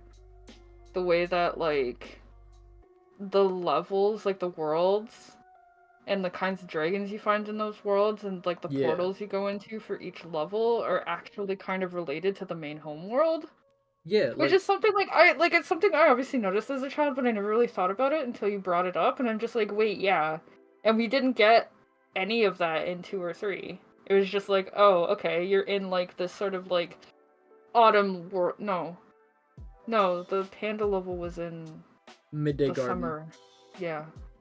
Yeah, so you're in, like, this kind of, like, garden area, which is kind of just, like, you know, not really too much of a theme. I think the only thing that worked was, the autumn area where you have to go underwater and then it's like an actual water level. Yeah. Yeah, the one in the whale or something like that, or near the whale or whatever. I forget exactly where and what the level is called, but Yeah, they when you first get to Evening Lake, if you dive yeah, underwater and just keep going straight, there's like a shipwreck under the yeah, the waves, shipwreck one. and it's But the I think that's the one with the green water, right? yeah, and then you at the end of the You need the level, power up to swim. yeah, you defeat all the enemies in the level, and at the end of the level, you defeat enough enemies, and it basically opens up the entire second half of the level, which Yeah, I I always like that.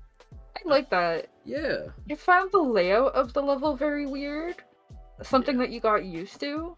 But I really like the fact that it's just like, all right, yeah, I did the thing in the level, and now there's like an entire second half of the level instead of, oh, I can kind of fly around and flame these things and get like one more orb or Right. whatever.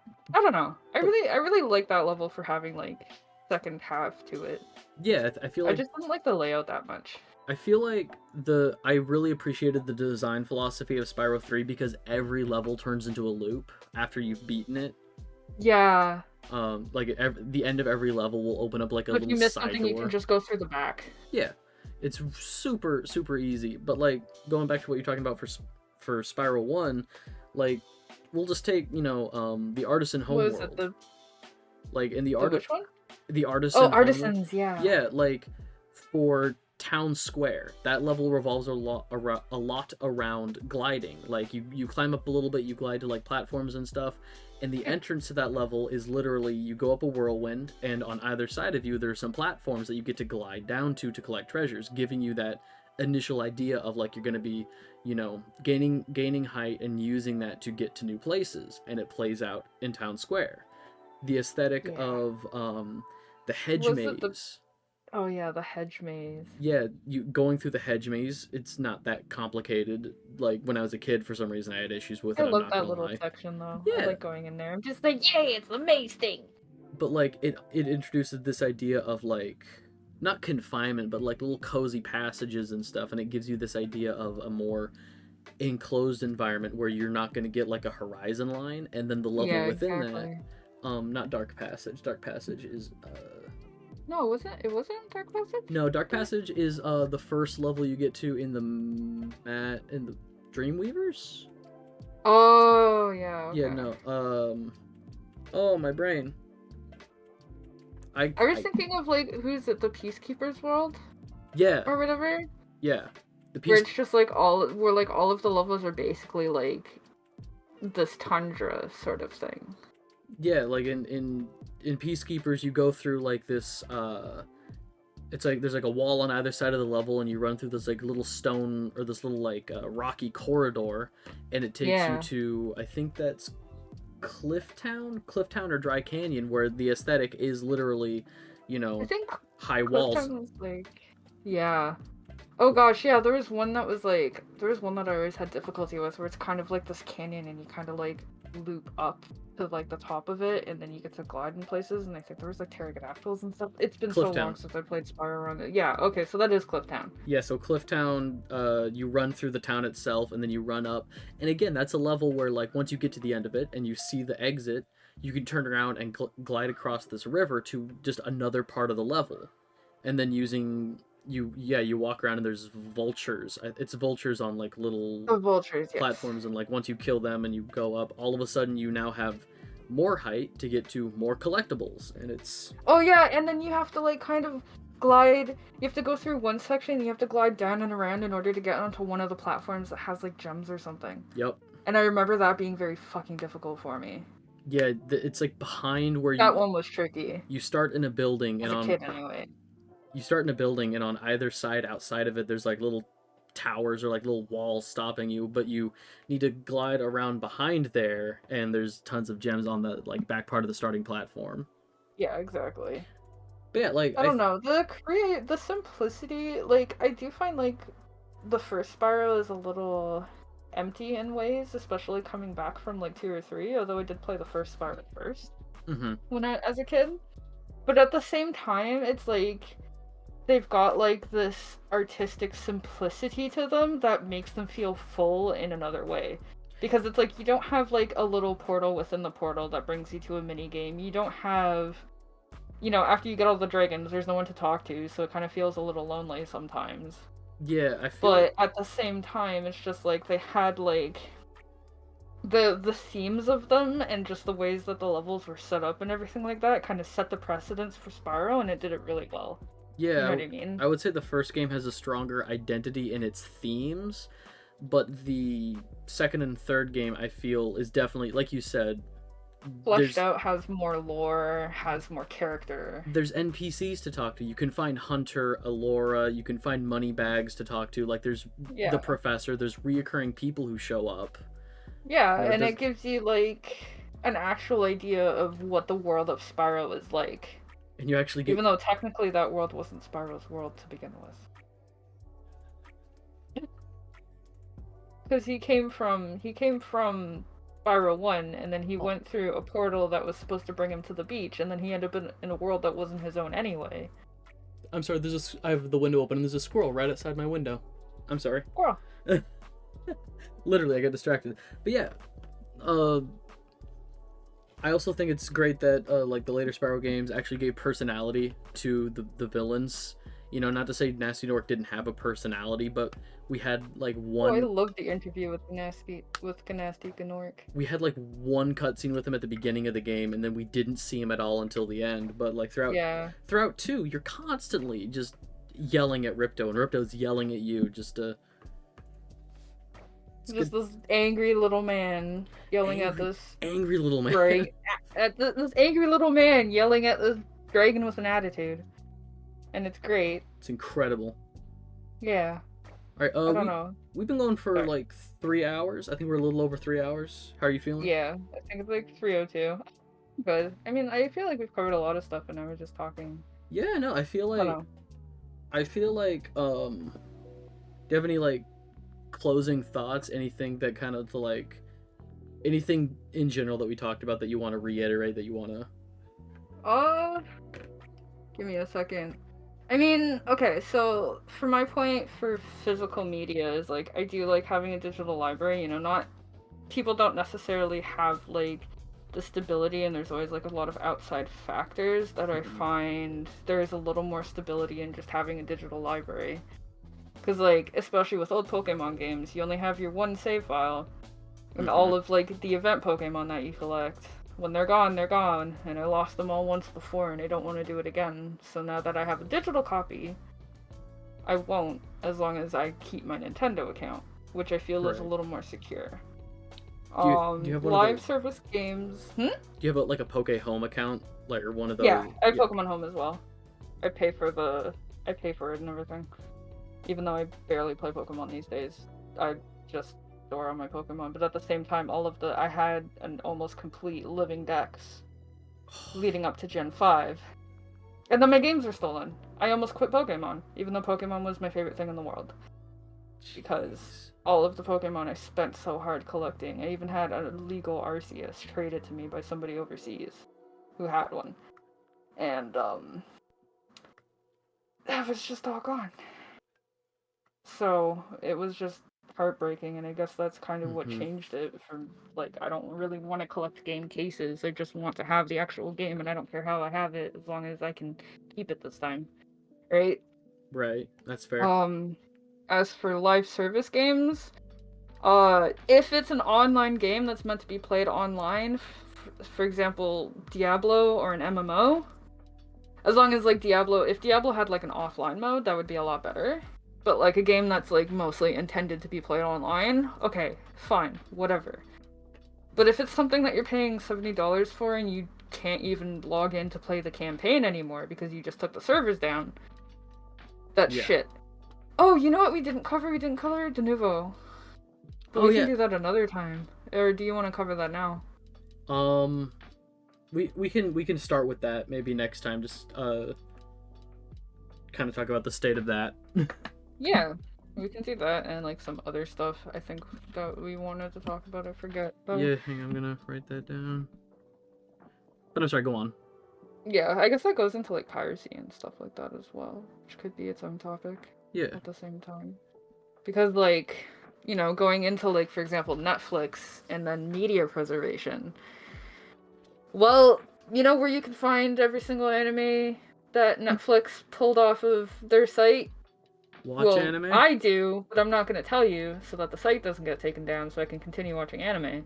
There you go. There. You know what I mean? Yeah. Like, in terms of media preservation, like, I don't necessarily agree with piracy because I do think that the people who put hard work into their artwork should profit. Well, first of all, they're not getting paid anyway. That's why there's a whole fucking strike. Second of all, the only way we're going to preserve this media is by ripping it off of DVDs, downloading it, and saving it into this or that or whatever. right? So like I think there's something about you can't get specific seasons of My Little Pony. Well, I know where to watch them. I know which sites I can watch them on. So I mean, Right. like, if they're not gonna produce them for me to buy on DVD anyway, I'm just gonna go watch them on these sites. Yeah, You know what I mean? a recent one that is being taken off of Max is Over the Garden Wall. I love that miniseries, the Cartoon Network miniseries. Well, I think it's still up on Hulu, and I think they're still selling DVDs. But like after a certain point, it's either the it becomes lost media, and just that person's Mm-hmm. art is gone, or it's stored somewhere on one of these websites to be watched for free. Either way, the creator's no longer getting anything back from it. And I don't think somebody who spent, months, if not years of their life producing content like that, I don't think they want all of that hard work to just be lost to the ether. Wasn't there a thing on Netflix where over the course of a specific amount of years that a show was streamed on Netflix, all of the writers in total within that time frame only got about $2,000 combined payment for it? Oh, that sounds awful. I have not heard Yeah, about this. I would have to find the tweet, but I kind of actually like looked up a little bit about it because I was interested in it, Yeah. and it turns out to be mostly accurate. So I'll figure it out and I'll try and find it and I'll post it in the Discord as well if anybody wants to join it, where I Oh, can post more of this information. Plug. Oh, did you did you not set up Nightbot yet? look, I've been busy. Okay, if you I'll give you my manager ID. I'll do it for you after this because I got Okay. nothing going on. Anyway, I'm sorry. um, but yeah, I feel like in terms of preservation, piracy is the way to go. If you're not, well, I'm not telling people to pirate. I'm just saying these piracy sites have the preserved media. So in the case that these people are no longer profiting off of it, then I would say go ahead and watch it for free. Although at the same time, because the people who did put all of their heart and soul into this art are only making 20 cents a year off of it anyway because of these stupid fucking SAG-AFTRA is happening for a reason. Mm-hmm. I would rather just donate to the I'd rather just donate to the cause and then watch them on a free site instead Right. of give Netflix my money. Right? Yeah, no, I would totally agree with that. And again, as somebody like in the industry, I can't You like can't endorse piracy. yeah, I can't do that. But at the same time, I feel like if we're not given a choice, if our choices We're are, not given a choice, yeah. if the choices are you'll never get to see it again, you'll never get to watch the thing you like again, or just like go on a website, like, because if they don't care enough to preserve the media, like, who is the onus on at that point? Like, imagine if, like, you know they own it. It's like, this is ours, this is content that everybody likes and enjoys, but I'm just gonna like put this in my back pocket and you'll never see it again. It's like, Yeah, and well, that's the thing with like streaming in general versus like CDs and DVDs. I think this kind of loops back into a counter argument for physical media. I would much rather buy the CD for a band that I like than stream it on Spotify. right. But at the same time, that's where everything is going now. Is these digital mediums? So it's like, Yeah, like I've been getting back into Fallout Boy, and because like their new album was like so good. However, it's like, oh, I missed out on like CDs for their last album, Mania.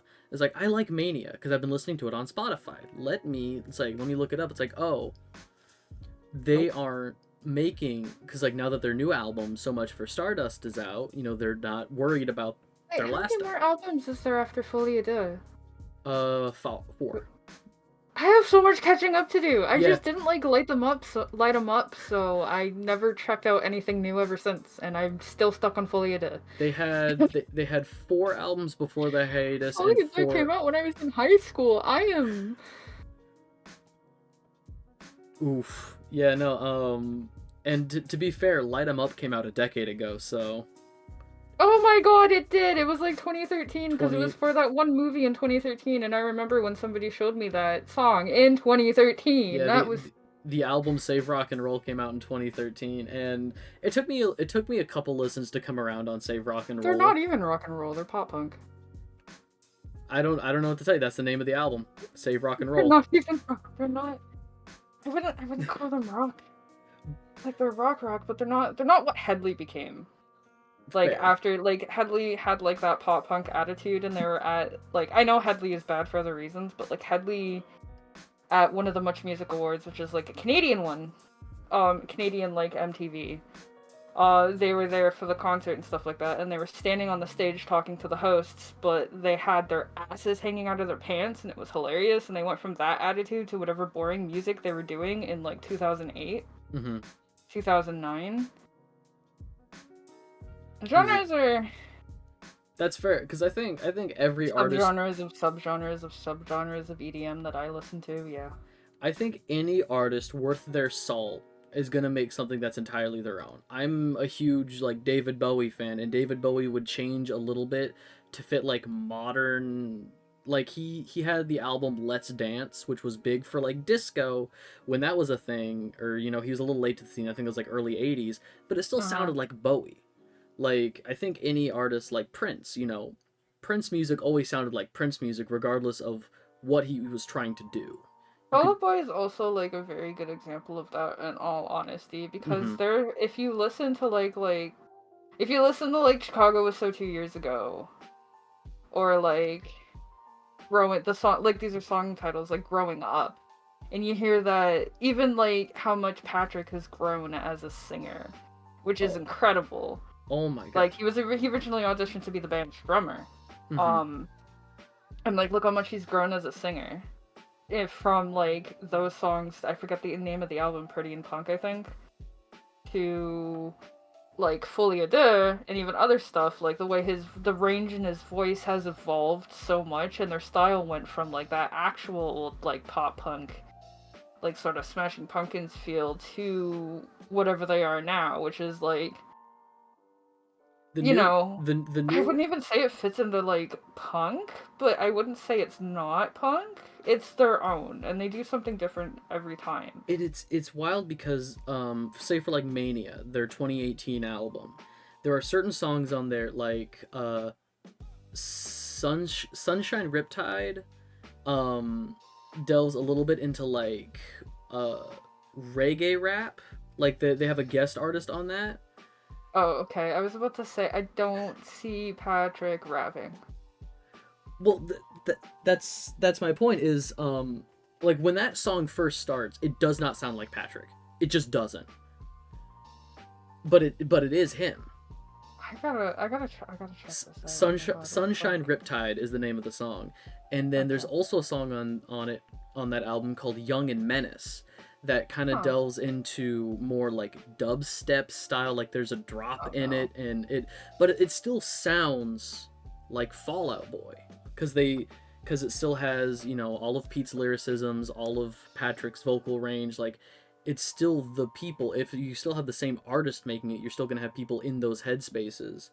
But like their new album, So Much for Stardust, is very orchestral.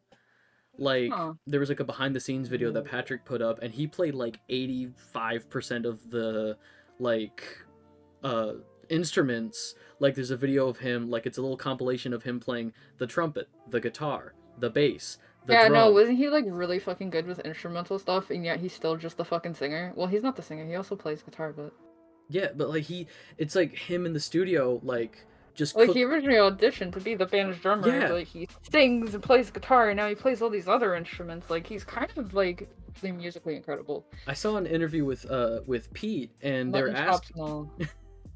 Saw an interview with Pete Wentz, and they were asking him, was like, hey, on the new album, was this intentional? Was this intentional? This sounded like this from Folie à Deux. Was that intentional? And Pete was like, you'd have to ask Patrick about that. It's like if it sounds intentional, he probably did it on purpose. I literally just hand that guy napkins with lyrics on them, and he makes beautiful music. I don't know what to tell you. Like obviously being like super modest about it, but he's just like If that sounds intentional, it was probably intentional. He just has this He was thing. like peak emo back in the day too. Yeah, no, it's incredible because he talked about like how to keep punk, like because when you're doing things like Infinity on High, and you've pretty much made it, but you're still like going from show to show, and you're still like trying to find yourself. You can still find punk in that 3 albums in.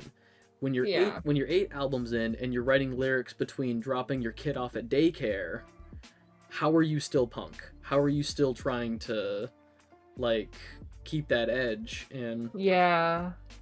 I, That's actually a really interesting point. I don't know. I respect them. I Because respect them especially like greatly. a lot of people will say, that isn't necessarily punk. Like, they're not punk to begin with. They're pop with a punk feel. Yeah. Because you've got like, Ramones, Sex Pistols, and all the people who actually have like, their spiked mohawks and their like, their studded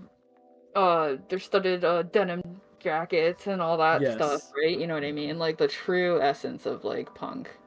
The thing is that like punk loves reggae and reggae loves punk, which is something I think is like really beautiful. Mm-hmm.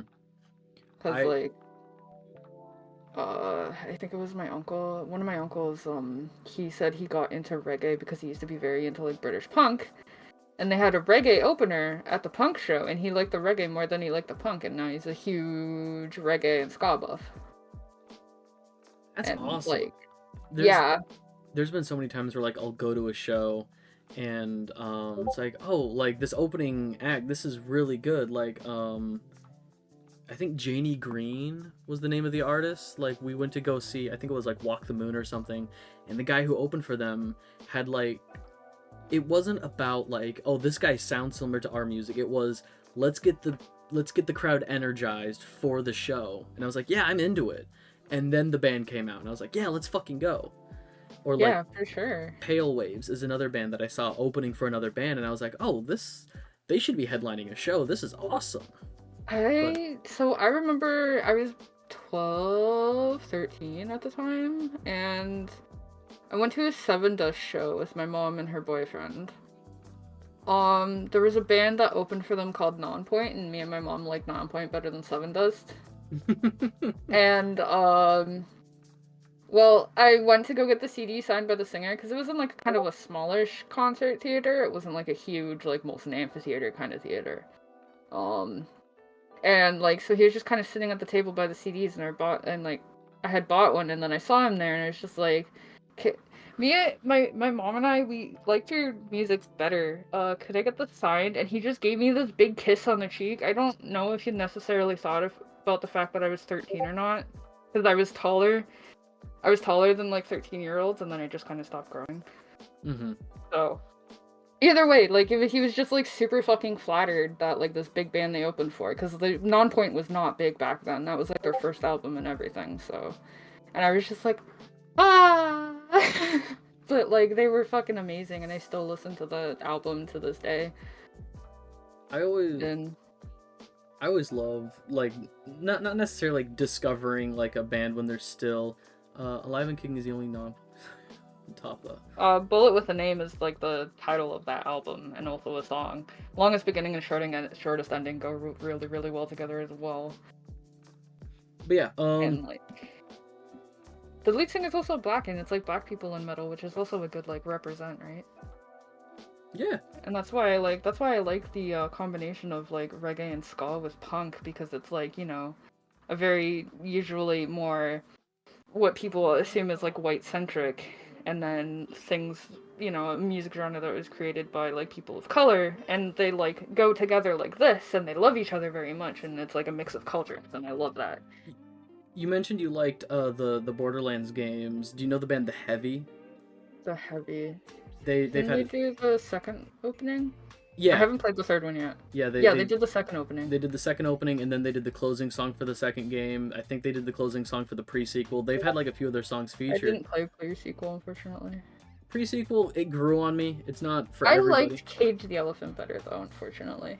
Yeah, those games got me into both Cage the Elephant and The Heavy, but like The Heavy, I listened to like a lot of a lot more of their music, and they're a British band with a black lead singer, and it has, especially like their newest album called Amen has a lot of like uh gospel like inspiration from it, and it just Oh. has like this big bombastic sound, like it um Ooh. and it like You should link me so I remember to yeah, listen to it because I want to check that out. And then there's also Skindred, which is metal but reggae, and they're really good.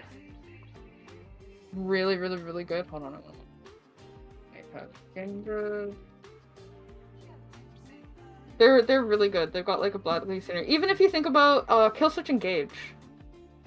Killswitch Engage, Howard Jones, like the good singer that they had for the longest time before he left. He's black as well. And then there was another band that I'm gonna have to ask my roommate for. Ooh, okay. know those songs because the WWE games back when they had good music.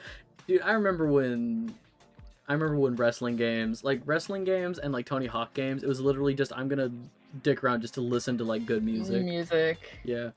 for sure. All right. I need to use the bathroom, so we should probably. Yeah, let's wrap this up. Sorry, Yeah. we ended up talking about music. Yeah. We can probably do like a music one if anything. Yeah. No. Another time. We can absolutely just like find different things to talk about, but damn fun. Right, Oh my bueno. god, literally about to call it, dude. Oh my god, Oh yeah, here's another band with like black and colored involvement, and I'm just gonna mention it quickly because on Instagram they had been like they had basically been like one of the comments is just like, oh yeah, black people don't belong in metal, and it's just like, oh yeah, this is a genre recreated, and also you just hate the fact that I look so good doing this. And he was just like, he had like contacts, and he was like walking along in like this music video and stuff like that, and he looks so fucking sick oh with my like his god. dreads, but still in like a rock metal style. Unfortunately, the Instagram video got muted because they are copyright, but like they're really fucking good. Yeah, no, I'll check these out. All right. Do I have any closing thoughts? Only Just pirate if it's unavailable. yes. But at least we have piracy for preservation. Piracy for preservation's sake is okay. If the creators no longer get paid for it. Exactly. If you can get it legally, I would recommend that first. Or like if you do pirate, donate. Yeah. Because then the corporation isn't getting the money, but you can donate directly to the cause, like SAG-AFTRA. Sometimes Spotify will have a thing where it's like donate directly to the artist. There's just like a little like, it's either like a Ko-fi link or a PayPal link or something. But even you listening to music on YouTube is a little better as well with the advertisement revenue and stuff like that they'll get from it sometimes. And a lot of times those bands will have links to SoundCloud or Bandcamp or whatever those sites are, and you can often directly purchase those songs there. Yeah. Which is another good way of supporting artists. But in terms of physical media, digital media, if you just enjoy the content, like if you just want the game, if you can get it, normally I would say like, because like if it's like an independent artist, I would say try and buy it at like full price if you can afford it to help them out. If it's like a big company, wait till it's on sale. Like if you want to play Assassin's Creed Mirage, the new one coming out, you could probably wait until it's like on sale, like a Ubisoft has enough money. Yeah, you could probably wait till those games are on sale. But at the same time, something I didn't talk about here, but like I think we talked about it last time, where like if a game doesn't do well on release, the people who made the game get hurt the most by it, because then the producers say you didn't make a good game because it didn't sell well, even if it's like a very obvious boycott. They get pay cuts, they get fired, they get forced into crunches. Even if there's a very verbal boycott of like, we're not buying your game because you are a bad company, they don't hear that. They look at the money not coming in, and then they say that's your fault for making a bad game. So, pick and choose your battles, speak with your wallet. Physical versus digital media. If you can afford to have both, that's not a bad thing. Just to have a backup of content that you like. Like I bought the Spyro games a bunch because I really like the Spyro games. Yeah, and a Uh, lot of people, I mean, even Persona buffs will like buy the first one, knowing that 2 years later there's going to be a second one with extra content. So why are you buying it now? yeah, Persona Smile. Persona 4 to Persona 4 I am Golden calling you out. Not 5. you, but you Persona fans. I'm calling you all out. Exactly. Um, But I mean, if you want to support Atlas, who is unfortunately whose producer is unfortunately very misogynistic yeah, the and lead anti-trans. lead We game talked about designer, that last time. yeah, the lead game designer at Atlas is problematic. But Yeah. But um, that's another thing about picking your battles. yeah.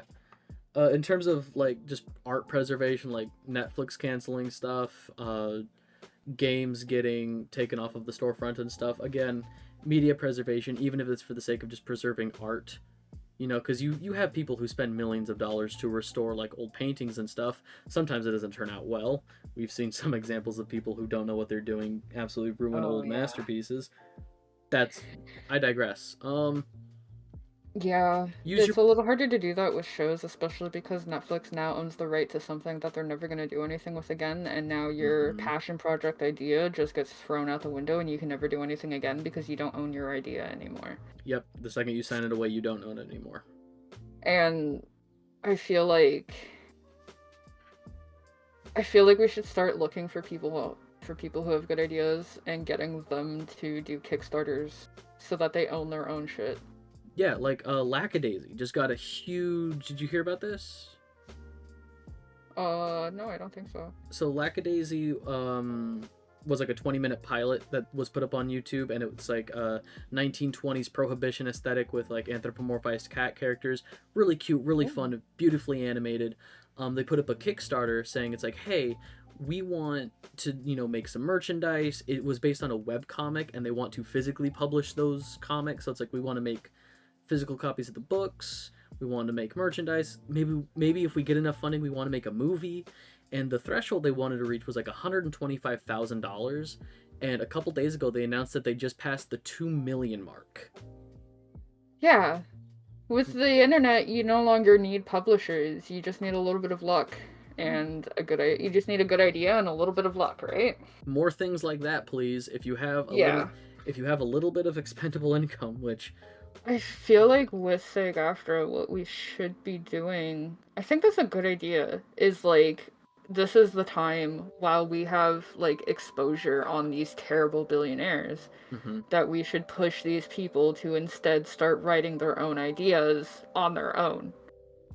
And like if we get the public to fund these good ideas, then we get the things that we want, and then they get to own it, they get to make money off of it, and then it won't get canceled most likely, unless it ends up being like kind of terrible in the end. right, Then it'll get canceled. But yeah. But if you have even a little bit of expendable income, which is in very short supply these days, and you're feeling generous, I would say don't be afraid to just skim through Kickstarter. I know literally nobody has ever done that. Nobody has ever just skimmed through Kickstarter. You usually see a link to something you're just already don't interested donate in. because somebody broke their phone. Somebody tried to run a Kickstarter GoFundMe because, oh yeah, I broke my phone, and they were posting it in people's Discords and self promo, and it's like, just fucking save up and fix your phone. Yeah, no, The not fuck? not not that shit. I mean, just like find something that you're interested in, find something that like you're as passionate about as the creator, and you know, use your best Right. judgment for all of Yeah, this. exactly. All right, all right, I gotta go. Yeah, no worries. All right, for the VOD watchers, if you want to know next time we're live, I think does like later in the month work for you for these? Yeah, I feel like if we do these like the last Sunday of the month, Last Sunday of the sort of month. thing. I was thinking the same Yeah. thing. So the next month would be the 24th. After that would be the 29th, you know. And then That after that's like the 26th, but that like kind of keeps it consistent. yeah, And then that way it's like always a Sunday and it'll never land on like a Wednesday because oh, we're going to be doing it on the 27th next month, which is a fucking Wednesday. yeah, no. So we So may have to like work or do whatever else. yeah, So I think saying last Sunday of the month is a good. and I put up the VOD of this one yesterday, and I was Mhm. just kind of, and I like in the description it's like, hey, catch us live tomorrow for like another one of these. Oh, Um, except December 31st is a Sunday, so maybe we'll do that on the 24th is fucking Christmas. Maybe we'll skip December. yeah, we'll see what's going on then. Maybe the 23rd, just like a day before. That's still a weekend Saturday? day. That might still work. It should be a Saturday, yeah. Yeah, that might still work for people. I don't know. We'll cross that bridge when we get to it. But When yeah, we get there. if you want to know about all the other updates, follow both of us on Twitch. We both have Join the Discord. yes, join the Discord. Further up in the chat right there should be a little Discord link. Follow Silver on Twitter, because I only post memes. So I forgot to Follow Mew tweet this out again, because I always do. Follow Mew for memes. I have memes. I have memes. Yeah, no. Alright. Have a good one, everyone. Yeah, be good, be kind, treat people the way you want to be treated. And we'll see you later.